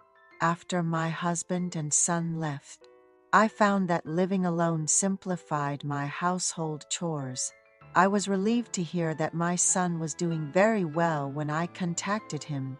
I was busy with work at the company I was working for, and when I came home, I barely managed to prepare a proper meal, quickly ate something, and went to bed. I diligently sought work, fearing that thinking only about my beloved men might make me depressed. At first, I met friends I hadn't been able to see while I was working. It was incredibly liberating to not have to prepare meals for my husband and son over the weekend. I even invited friends over, chatted to my heart's content, and hosted sleepovers.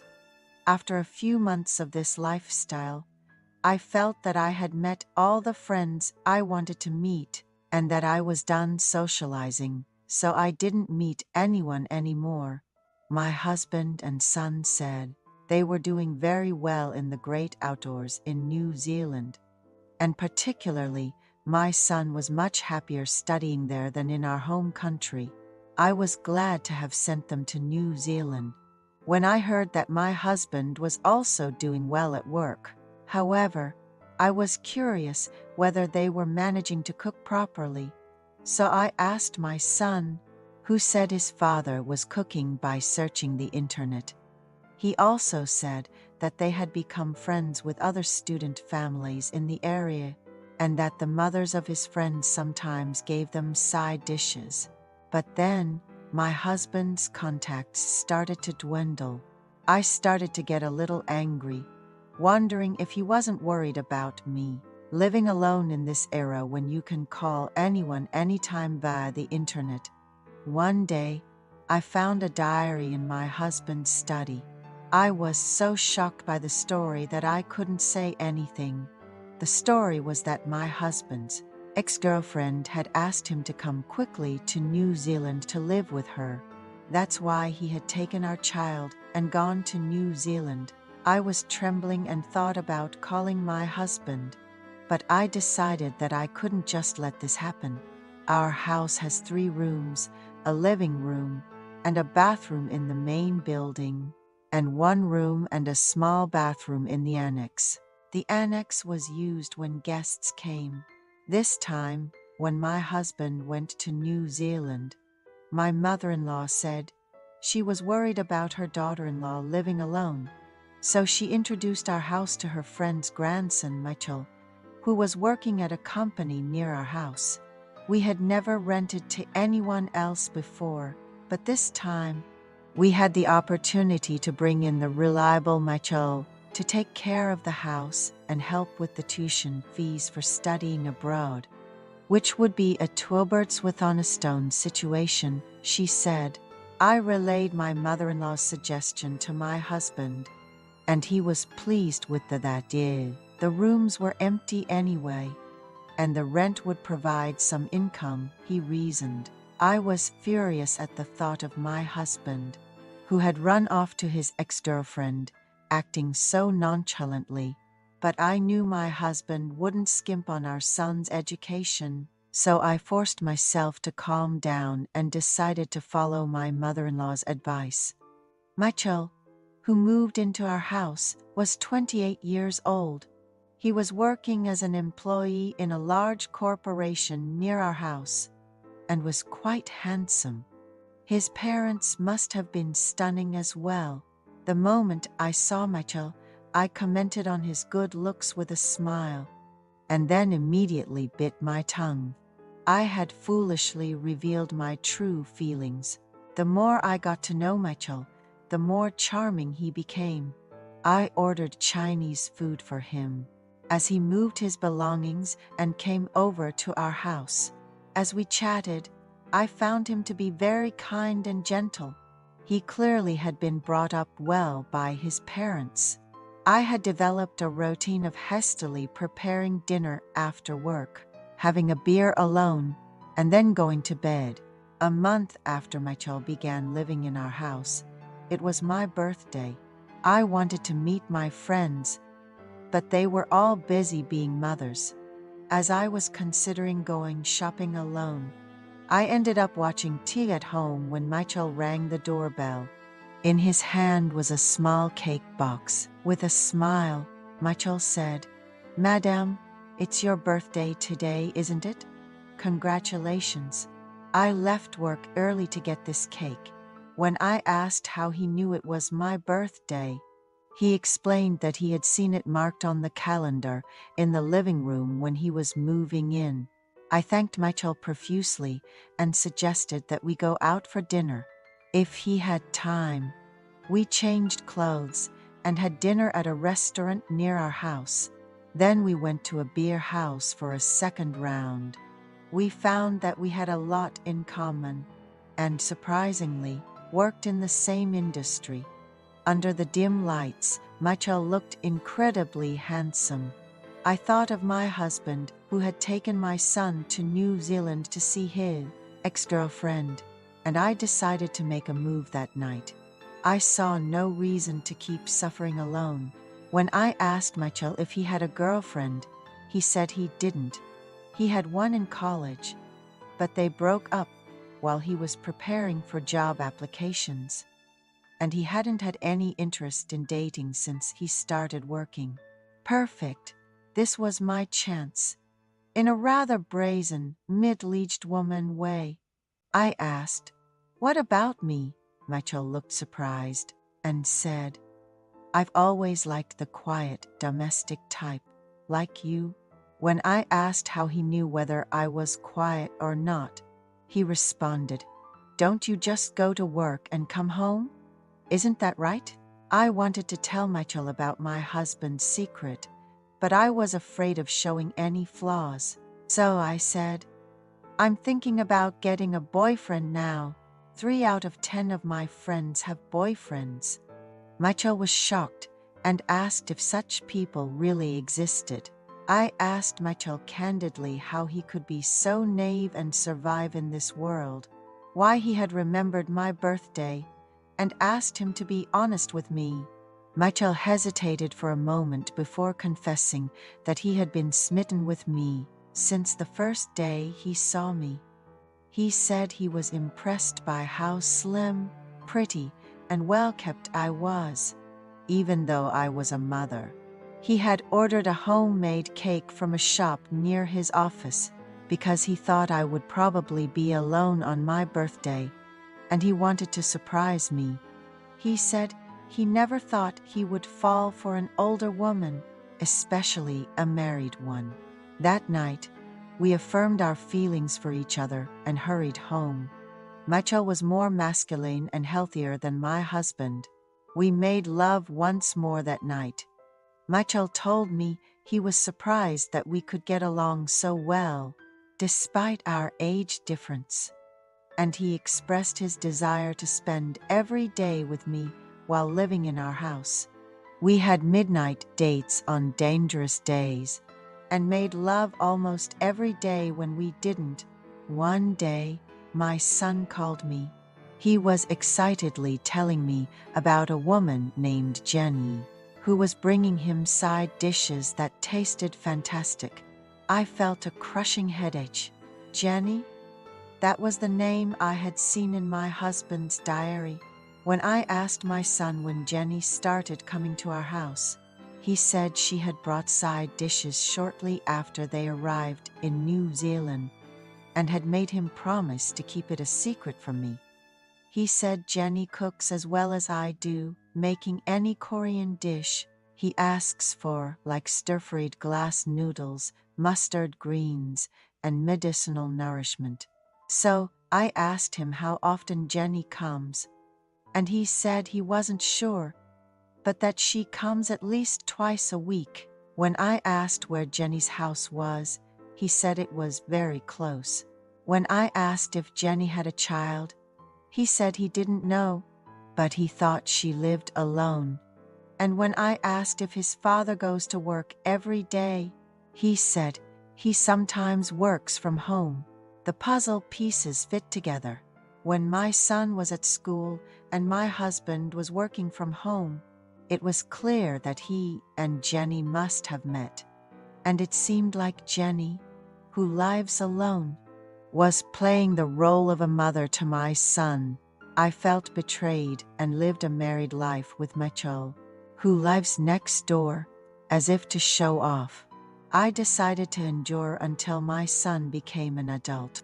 If I granted him a divorce, my husband would have no reason to return from New Zealand, and my son, who had adapted to life there, would not want to come back to Korea. If he came back to Korea at an awkward time and had to prepare for college entrance exams again, it would be obvious that he would not be able to do anything, so I decided to endure a little bit for my son. I no longer send rent to my husband. I have no reason to collect rent and send money to New Zealand under the pretext of my son's tuition, because I no longer have a reason to do so. It was up to my shameless husband to take care of the tuition and living expenses. He asked why I wasn't sending money, and I evaded the question by saying I didn't have any spare money because I was paying for a new insurance policy. I decided that there was no reason to continue sending rent to my husband, who had not only gone to see his ex-girlfriend, but also introduced her to my son. My mother-in-law seems curious about how well I'm doing without my husband, but since she lives far away, she can't suddenly visit, and even if she does visit, she can't come into the house first because she doesn't know the door lock password. That's because I changed the password after my husband left the country. However, when my mother-in-law comes to our house to perform ancestral rites or on holidays, I send Michelle to the love room and greet her. A few days ago, I got a call from my husband. He says to come and visit New Zealand in a few months. I plan to take my husband's diary and the original recording of my conversation with my son with me. I'm getting curious about what my husband will say then. I feel bitter that I seem to be becoming the same kind of person because of my husband's infidelity, but I plan to continue my relationship with Mitchell. My daughter helped cover my wife's cheating. I disowned her, exposed the affair, and divorced my wife. I was devastated when I found out my wife had been in bed with another man twice and was about to do it again. I've read about the overwhelming emotions that hit a person when they realize their once solid and reliable marriage is now just a story. When the emotional storm settled, my marriage was unrecognizable. Everything was gone. Trust, respect, admiration, concern, and love had all disappeared. All that remained was devastation, pushing me to give up and walk away. I wanted to end my marriage. There was nothing worth saving. My wife had turned our life into a pile of garbage. Susie and I had a bad fight about remodeling our living room. She thought the furniture was old and wanted to redecorate, but I explained it was only 2 years old, expensive, and not worth replacing. She insisted on something new, and I may have made a mistake by suggesting she was tired of me. She sarcastically said she might go to bed with someone else, and in anger, I shouted that she should decide what she wants but not expect me to wait for her. When she mentioned she should have married Bill instead of me, I got furious, yelled that I never wanted to hear his name again, and refused to buy new furniture. The argument ended, and I left for the club to cool down. Bill had always been my main rival, the golden boy in our community. He once had his eye on my wife, but she chose me. Though they met during a short separation, he almost succeeded in winning her over. Despite my hard work and success, Bill's seemingly effortless prosperity made me jealous. I had no interest in pursuing a career in business. My upbringing emphasized the values of hard work, honesty, and reliability. I was taught never to harbor jealousy toward others' success. Despite these principles, a certain sensitivity lingered within me, particularly concerning Susie. The memory of their first meeting and the way he touched her remains etched in my mind. Around 9 in the evening, my home phone rang. On my mobile, deciding to let it go to voicemail, I avoided speaking to my wife. Stress and a few beers fueled my decision. I feared uttering unpleasant words that I might later regret. Upon listening to the voicemail, the message conveyed an apology for an earlier exchange. The caller urged me to contact Susie, since I wouldn't be returning home soon. The message hinted at her going out alone, concluding with a cryptic remark, "It wasn't enough." As I began to recover from our earlier dispute, anger resurfaced. Pouring another beer, I consumed it hastily before setting out to find her. Checking all the town's bar parking lots proved futile. Her car was nowhere in sight. Suspecting she might be with someone familiar, I headed to Patty's, her best friend's house.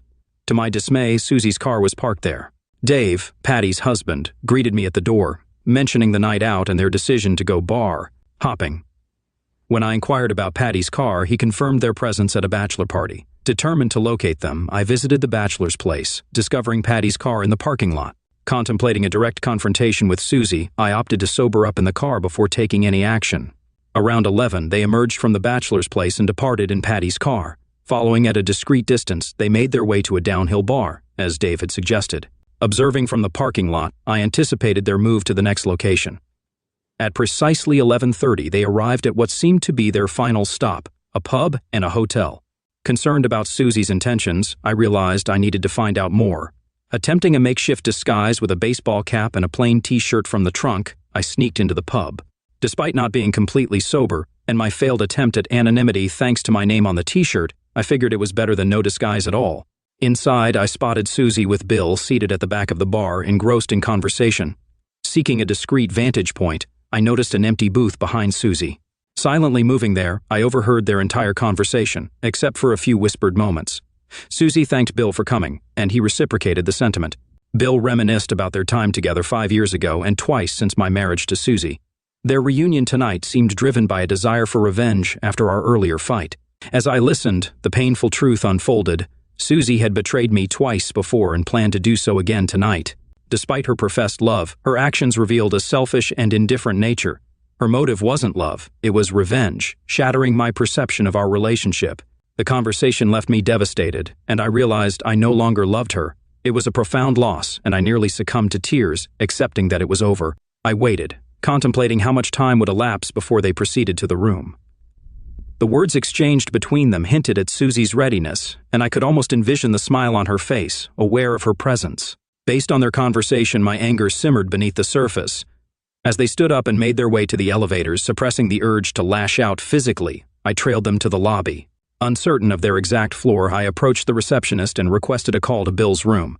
He angrily answered, correcting my misconception that it was room 422, not 312. Threatening police involvement, he forcefully hung up the phone. Taking the elevator to the 4th floor, I approached room 422, eavesdropping until their actions became apparent. I knocked assertively, savoring the anticipation of disrupting their illicit rendezvous. Stepping back from the peephole, I forcefully slammed the door, causing the safety chain to break. The shocking scene revealed Bill with nothing on, and my wife on the bed. Her face turned pale as she screamed. Bill protested, exclaiming, "Oh my God, no!" As he recovered, he demanded my departure, threatening to summon security. Despite Susie's pleas, I sternly informed her not to return home. Surprisingly calm, I sat in the car for a while to calm down further. I waited to see if the police would show up or if Susie would leave with Bill. About 15 minutes later, Bill left the hotel and Susie got into her car. They didn't stay in the hotel room after I left, but the damage had been done. Adding insult to injury, or as they say, pouring gasoline on the fire, gave me an idea. I went home and went to bed. I'm not sure when the phone rang, but it was Patty calling. She explained that Susie was staying with Dave and her, so I shouldn't worry. I told Patty that I wouldn't worry about Susie anymore. I don't care. Patty woke me up unnecessarily. I asked about the time, and she said it was 3 a.m., claiming I couldn't say I didn't care, knowing I loved Susie and she loved me. Patty shared that Susie was at their place, crying about her mistakes tonight, wanting forgiveness, and asking to come back home. I informed Patty that Susie couldn't return home and asked about her previous involvement with Bill. Patty expressed relief for not having a serious hangover and mentioned being up since 8 a.m. By 10 a.m., I was ready to face Susie. I called Patty and told her Susie could come back home if she wanted. I stood at the entrance when Susie arrived, accompanied by Dave and Patty, probably to ensure no physical damage. Seeing a pile in the front yard, Susie asked what it was. I explained, "It's everything reminding us of each other, including gifts, photos, and old furniture. I set our wedding photo on fire as a symbolic act, signaling the end of our marriage. Flames quickly engulfed everything, leaving only ashes and charred furniture frames. I told Susie she won and hoped it was worth it. Our marriage is over, I said, and you can take everything. I don't want anything and hope not to remind you of me. You'll get details from my lawyer shortly." Shortly after, sirens approached. Police arrived and firefighters extinguished the remaining embers. I apologized for the trouble, clarifying that I burned the remnants of the marriage. I was taken into custody. As they led me away, I saw Susie crying. I spent a couple of days in jail, and a psychiatrist was called to assess my mental state. They discovered that I was distressed and devastated but still mentally sound. Surprisingly, they might have released me earlier, but they wanted to observe me for a few days just to be certain. I paid the bail and retrieved my car from the office parking lot where I had stored the things I wanted to keep, mainly clothes and personal items. Then my trial began, and I admitted guilt to all charges, receiving a $5,000 fine plus court costs. It was a small cost to end my shattered marriage. Susie contested the divorce persistently, leaving voicemails on my mobile pleading for forgiveness and reconciliation.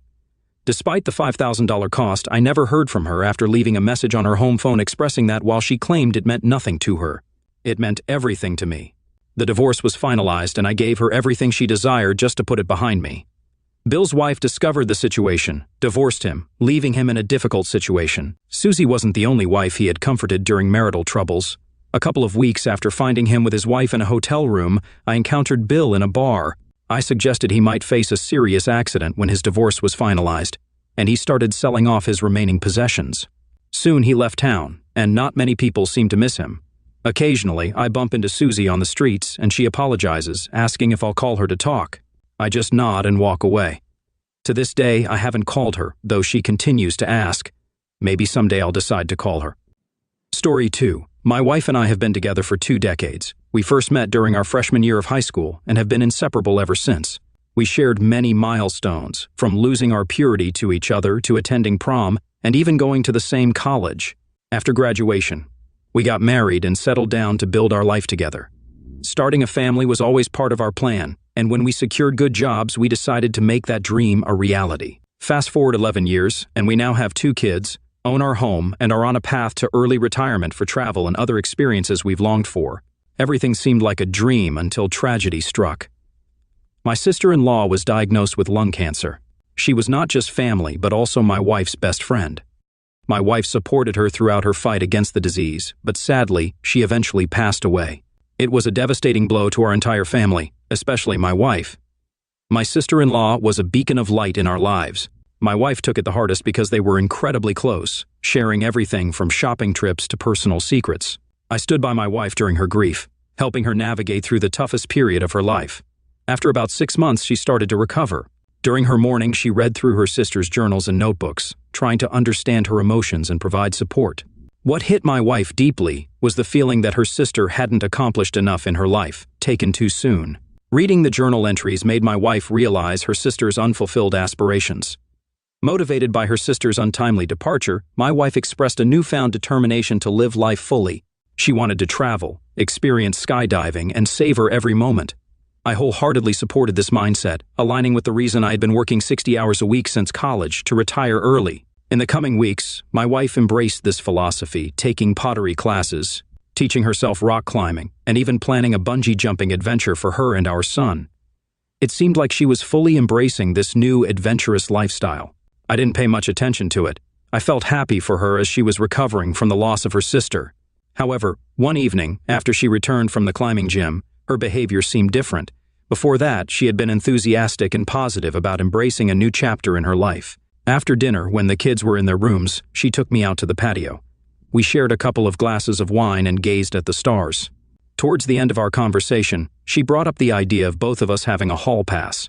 For those unfamiliar, a hall pass in a committed monogamous relationship is a one-time opportunity for both partners to have closeness with someone outside the relationship. I was completely taken aback by her suggestion. It seemed to come out of nowhere, so I asked her why she was bringing it up. She reassured me that she loved me, but felt like she might be missing out on a part of life because she had only ever been with me. She tried to phrase it in a way that wouldn't hurt me, but it was impossible not to feel terrible when she said that. I expressed my lack of support for the idea. We had been married for 20 years, and I couldn't understand why it suddenly became an issue. I had no desire to be with anyone else, and I wasn't comfortable with her being with someone else either. We were about to go back inside, but I paused and asked her if there was someone she was interested in. She hesitated to tell me the truth, but after a few moments, she admitted that there was someone at the climbing gym she found attractive. She mentioned he had been flirty and had recently invited her out for drinks, although she assured me that she declined and made it clear she was married. I went to bed that night feeling uneasy. It took a few days for me to come to terms with what she had suggested.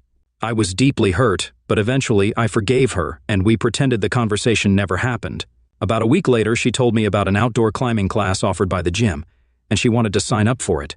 One Saturday, she left early in the morning for the class, or at least, that's what I thought. Since our daughter had started lying about her whereabouts, we asked her to leave her location on Snapchat maps for verification. That afternoon, when our daughter claimed she was going to a friend's house, I checked the maps. Everything seemed fine on our daughter's end, but I noticed my wife's avatar was in the heart of the city. I was a bit perplexed because I had been informed that she was heading to a park about 30 minutes outside of the city. Checking the location, I discovered she was at a bar. I tried to make sense of it, thinking she might be hanging out with people from the climbing gym after their climb. However, a sinking feeling in my gut couldn't be ignored. Recalling what she had mentioned about a guy from her climbing gym inviting her for drinks, wondering if she was there with him wasn't too much of a stretch. I was home alone, and the bar happened to be about a 15-minute walk from the house, so I took the dog for a walk, keeping an eye on the map. Upon reaching the bar, I peered through the windows and saw my wife sitting at a table with a man, leaning close and smiling as they chatted. The man reached across the table, holding my wife's hand, and she allowed it. While hand-holding isn't necessarily cheating, it hinted at something more. I went home before my wife spotted me there and waited for her return. Throughout the wait, I was undecided on whether to confront her or investigate on my own. When she came home, and before saying anything to me, she went straight to the shower. I tried to initiate a conversation, but she dismissed me, citing post-climbing sweat. This confirmed in my mind that something had happened while she was with that man. She had left her gym bag near our bed, and I noticed her phone was still inside. I pulled it out and searched for information about the man. Checking her text messages, I found a chat with an unsaved number starting about a week before she asked me about the hall pass. Scanning through the messages for keywords indicating an affair, I found a few exchanged pictures and explicit messages. Then I saw plans for them to meet at the bar, even coming up with a lie to tell me and his partner. I had no idea who the guy was, but I discovered him by checking the climbing gym's social media, where he was clearly featured in some pictures. He was tagged in everything, and through some digging, I learned he was married with a newborn baby. I was disgusted by what I discovered. Hurt doesn't even begin to describe the pain I felt. I had been with my wife for 20 years, and she was willing to throw all of that away because she wanted to be with another man. I was furious and utterly disgusted by the reprehensible actions of both of them. At the end of their message chain, there was the name of a restaurant along with a date and time. A week had passed since I found out my wife was cheating on me, and I devised a plan to catch her in the act. While contemplating it, I realized that the wife of her affair partner deserved to know as well. On the day of the planned meeting, I sent a dozen roses to the partner's wife, including details about the restaurant on the card. I hoped it would make her believe he had a surprise for her. Waiting outside the restaurant, I observed her heading in. I followed her inside, and we both noticed our partners holding hands simultaneously. She hurried over and started yelling at him in front of everyone. My wife was surprised to see me, but she quickly got up, insisting it wasn't what it seemed.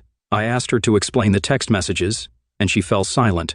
I informed her that I was ending our relationship and that she could expect to see me in court. We spent the next 8 months in a divorce battle, mainly over custody. Both of us wanted primary custody, but we ended up with joint custody. I kept the house, and she received no spousal payments. Her affair partner also divorced and had to pay child support and alimony to his ex. My ex-wife and I recently finalized the divorce proceedings, and we are finally done with each other. I honestly don't know how to move forward, having only been with one woman and feeling betrayed. I'm unsure about the next steps. Story 3. My girlfriend and I were together for 3 years before everything fell apart. I believe she was the one and planned to marry her, but she cheated on me with my cousin. It all began when we met at a nightclub 3 years ago. She was the hottest woman there, and I didn't think I had a chance, but I tried anyway. Surprisingly, she was interested, and we've been together since. She moved into my apartment a year and a half into our relationship, and I didn't question it because I was deeply in love. Then, my cousin, who used to live down south, got a job in New York. I helped him get an apartment in my building, excited to have family close by. We were good friends, often playing games online. I thought it would be nice having family nearby. Once he settled in, we hung out quite often. He never hid that he found my girlfriend attractive, but I never thought he'd act on his feelings. I never noticed anything going on between them while I was around. They respected each other's space. A few months after he moved in, I was grabbing coffee with a friend, and my cousin showed up with his new girlfriend, who happened to be my girlfriend's work friend. We had tried to set them up at a party, but it didn't seem to be going well. They were keeping things low profile, not wanting to pressure their relationship. Finding it amusing, I wanted to surprise my girlfriend with the news. I texted her to come to the cafe for a surprise, but she replied that she couldn't because she was hanging out with her friend. Ironically, the friend she claimed to be with was sitting across from me at the cafe. She lied about her whereabouts, and I, in turn, lied to my friends about her having a migraine. When I got home, she was nowhere to be seen. However, I noticed makeup on the bed, and she had clearly tried on a couple of outfits. I felt really nervous, thinking something was going on that I didn't know about and I needed to talk to someone. I walked down the hall to chat with my cousin. Despite loud music playing in the background, I knocked on the door persistently until he heard me. After some shuffling, he opened the door, trying to dismiss it by saying he had company and would come over later. Once again, I'd had no reason to believe my girlfriend was cheating on me with my cousin, so I didn't assume it was her in there. It only dawned on me when I saw a shirt I bought her for her birthday on the arm of the couch behind my cousin. I played it cool, nodded my head, and returned to my apartment. Immediately once there, I searched for any other signs of cheating. Eventually, I went into her laptop, checking her Facebook messages with my cousin. Doing that completely shattered my heart. In the messages, my cousin asked her what she liked about me. She mentioned finding me funny with a good personality, but he insisted I wasn't her type, claiming he was. My girlfriend didn't disagree. They were extremely flirty, and at one point she messaged him the classic, "just got out of the shower" message. After that, they exchanged suggestive pictures with very explicit messages. Earlier that day, my cousin had messaged her, expressing his inability to stop thinking about her and his need to be with her. He instructed her to come up with an excuse to visit his apartment, and she did. Realizing it was over between my girlfriend and me, I decided to cut my cousin off entirely from my life, leaving no trace for everyone I knew. I captured screenshots of everything I saw, sending them to myself just in case my girlfriend attempted to lie. Fortunately, my name was on the lease and hers wasn't. Since she moved into my apartment, this meant I could at least kick her out. When she came home a few hours later, I immediately told her to leave. Confused, she asked why, and I revealed that I had discovered her involvement with my cousin. I insisted she vacate the apartment or face legal action. I left for the night, giving her a 48-hour notice to leave. During my absence, both she and my cousin called me numerous times, but I ignored every call. Meanwhile, I gathered all my relatives in a group chat and disclosed everything about the situation. Everyone, including my cousin's parents, expressed deep disappointment and offered apologies, though they weren't directly involved. I received several messages from my cousin, calling me a coward and claiming family members labeled him a pig. I didn't care, he was indeed a pig. Since my girlfriend and I shared many friends, I created a group chat and informed them of the incident. They were shocked and firmly sided with me. Some girls in the chat revealed that my girlfriend had tried to call them, seeking a place to stay. Despite feeling bad, they declined as they didn't believe her actions were justified. Returning 2 days later, I found my girlfriend had left the apartment. Unsure of her whereabouts, I discovered that she stayed with my cousin. However, their personalities clashed and he kicked her out after a week. After that, I lost track of where she went. I guess I learned that you really can't put your trust in just anyone, not even family. I'm Jason, and I had a 5-year relationship with my ex-girlfriend Bella. We met at a unisex salon where she worked as a hairdresser, and we hit it off from the start. Although I liked her initially, I never expected our connection to grow into a deep love. After several visits to the salon, I gathered the courage to ask for her number, and she agreed. Since we were already familiar with each other, the typical story unfolded. We went out, got to know each other, and eventually fell in love. Our decision to not rush into settling down early stemmed from my past heartbreak with an ex-girlfriend. I wanted to take things slow with Bella. After 5 years of dating, I felt it was time to make our commitment official. 2 months before the wedding, Bella surprised me with the news that she was pregnant. While it wasn't part of our original plan, I welcomed it as a blessing. Initially, Bella and I had agreed to wait 3 to 4 years after marriage to have a child.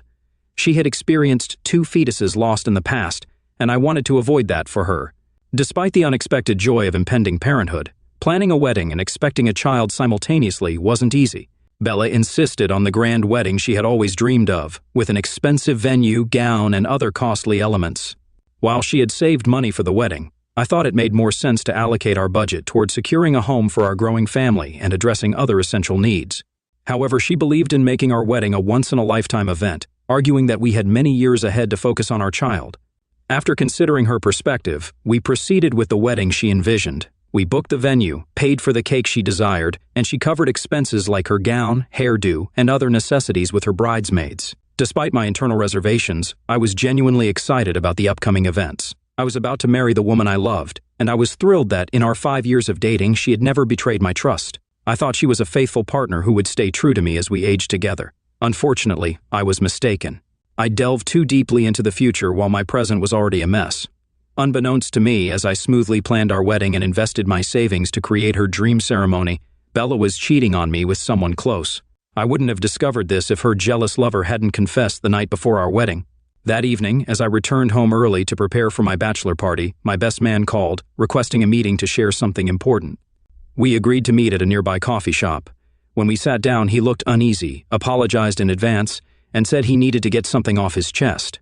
I feared he might cancel on me the night before my wedding, but what he revealed was worse. He disclosed his history with Bella, claiming he loved her too much to witness our marriage. At first, I thought it was a prank, searching for hidden cameras or friends recording us. However, he showed me a sensual picture of him and Bella, and my heart sank. He also shared a text from Bella about sneaking into her hotel room later that night before our wedding. Seeing that message dispelled all my doubts, and I tried to contain my hurt as a man, but tears welled up. The revelations continued. He admitted to being responsible for Bella's pregnancy. They planned for her to tell me it was mine, avoiding suspicion and preventing a breakup. At that moment, my world seemed to come to a standstill. Countless thoughts raced through my mind, making it tough to accept that the woman I loved and held high expectations for in our relationship was carrying my best man's child. I was furious. Imagining if my anger were visible, my best man would have seen smoke. When I'd heard enough, I exploded in anger, throwing the chair I sat on and storming out. Trying to control my rage, I punched him when he followed and grabbed my arm. Then I drove off in my car. I called the wedding venue to cancel, managing to get home without crossing any limits. Once there, I cried intensely, devastated by Bella's treacherous betrayal. While still mourning, she called about canceling the venue, and from my voice, she sensed my distress. I didn't sugarcoat it. I told her I knew everything, officially calling off the wedding. It took her a moment to grasp, and as she realized I was aware, she cried and begged over the phone all night. Despite my insistence that I wanted nothing to do with her, she kept calling. I avoided sleeping at home, expecting her attempts to beg in person. She even suggested we still get married and sort things out afterward, fearing the shame of a last-minute cancellation, especially after boasting to her friends. Our wedding never happened, and I can't forgive her for what she did. All my efforts and sacrifices of 5 years vanished. I yearn for legal recourse for heartbreaks and infidelity, wishing to drag her to court to make her pay for the wasted years and pain she caused. We haven't seen each other, and she lacked the courage to face me after I called off the wedding. I moved into the house I rented for us as a surprise, healing and moving forward daily. Surprisingly, my former close friend and best man tried to apologize and explain their affair, but I wasn't interested. I told him we could no longer be friends, and he had no place in my life. Since then, we haven't made contact, and I'll never speak to him again. Considering it childish, I don't care. Bella didn't keep his child, she aborted it as payback, and they are no longer together. I've learned my lesson and won't love deeply again. At times, I wish I had invested my resources and sacrifices in my life, a far better use than wasting them on a promiscuous woman. But as they say, where there is life, there is hope.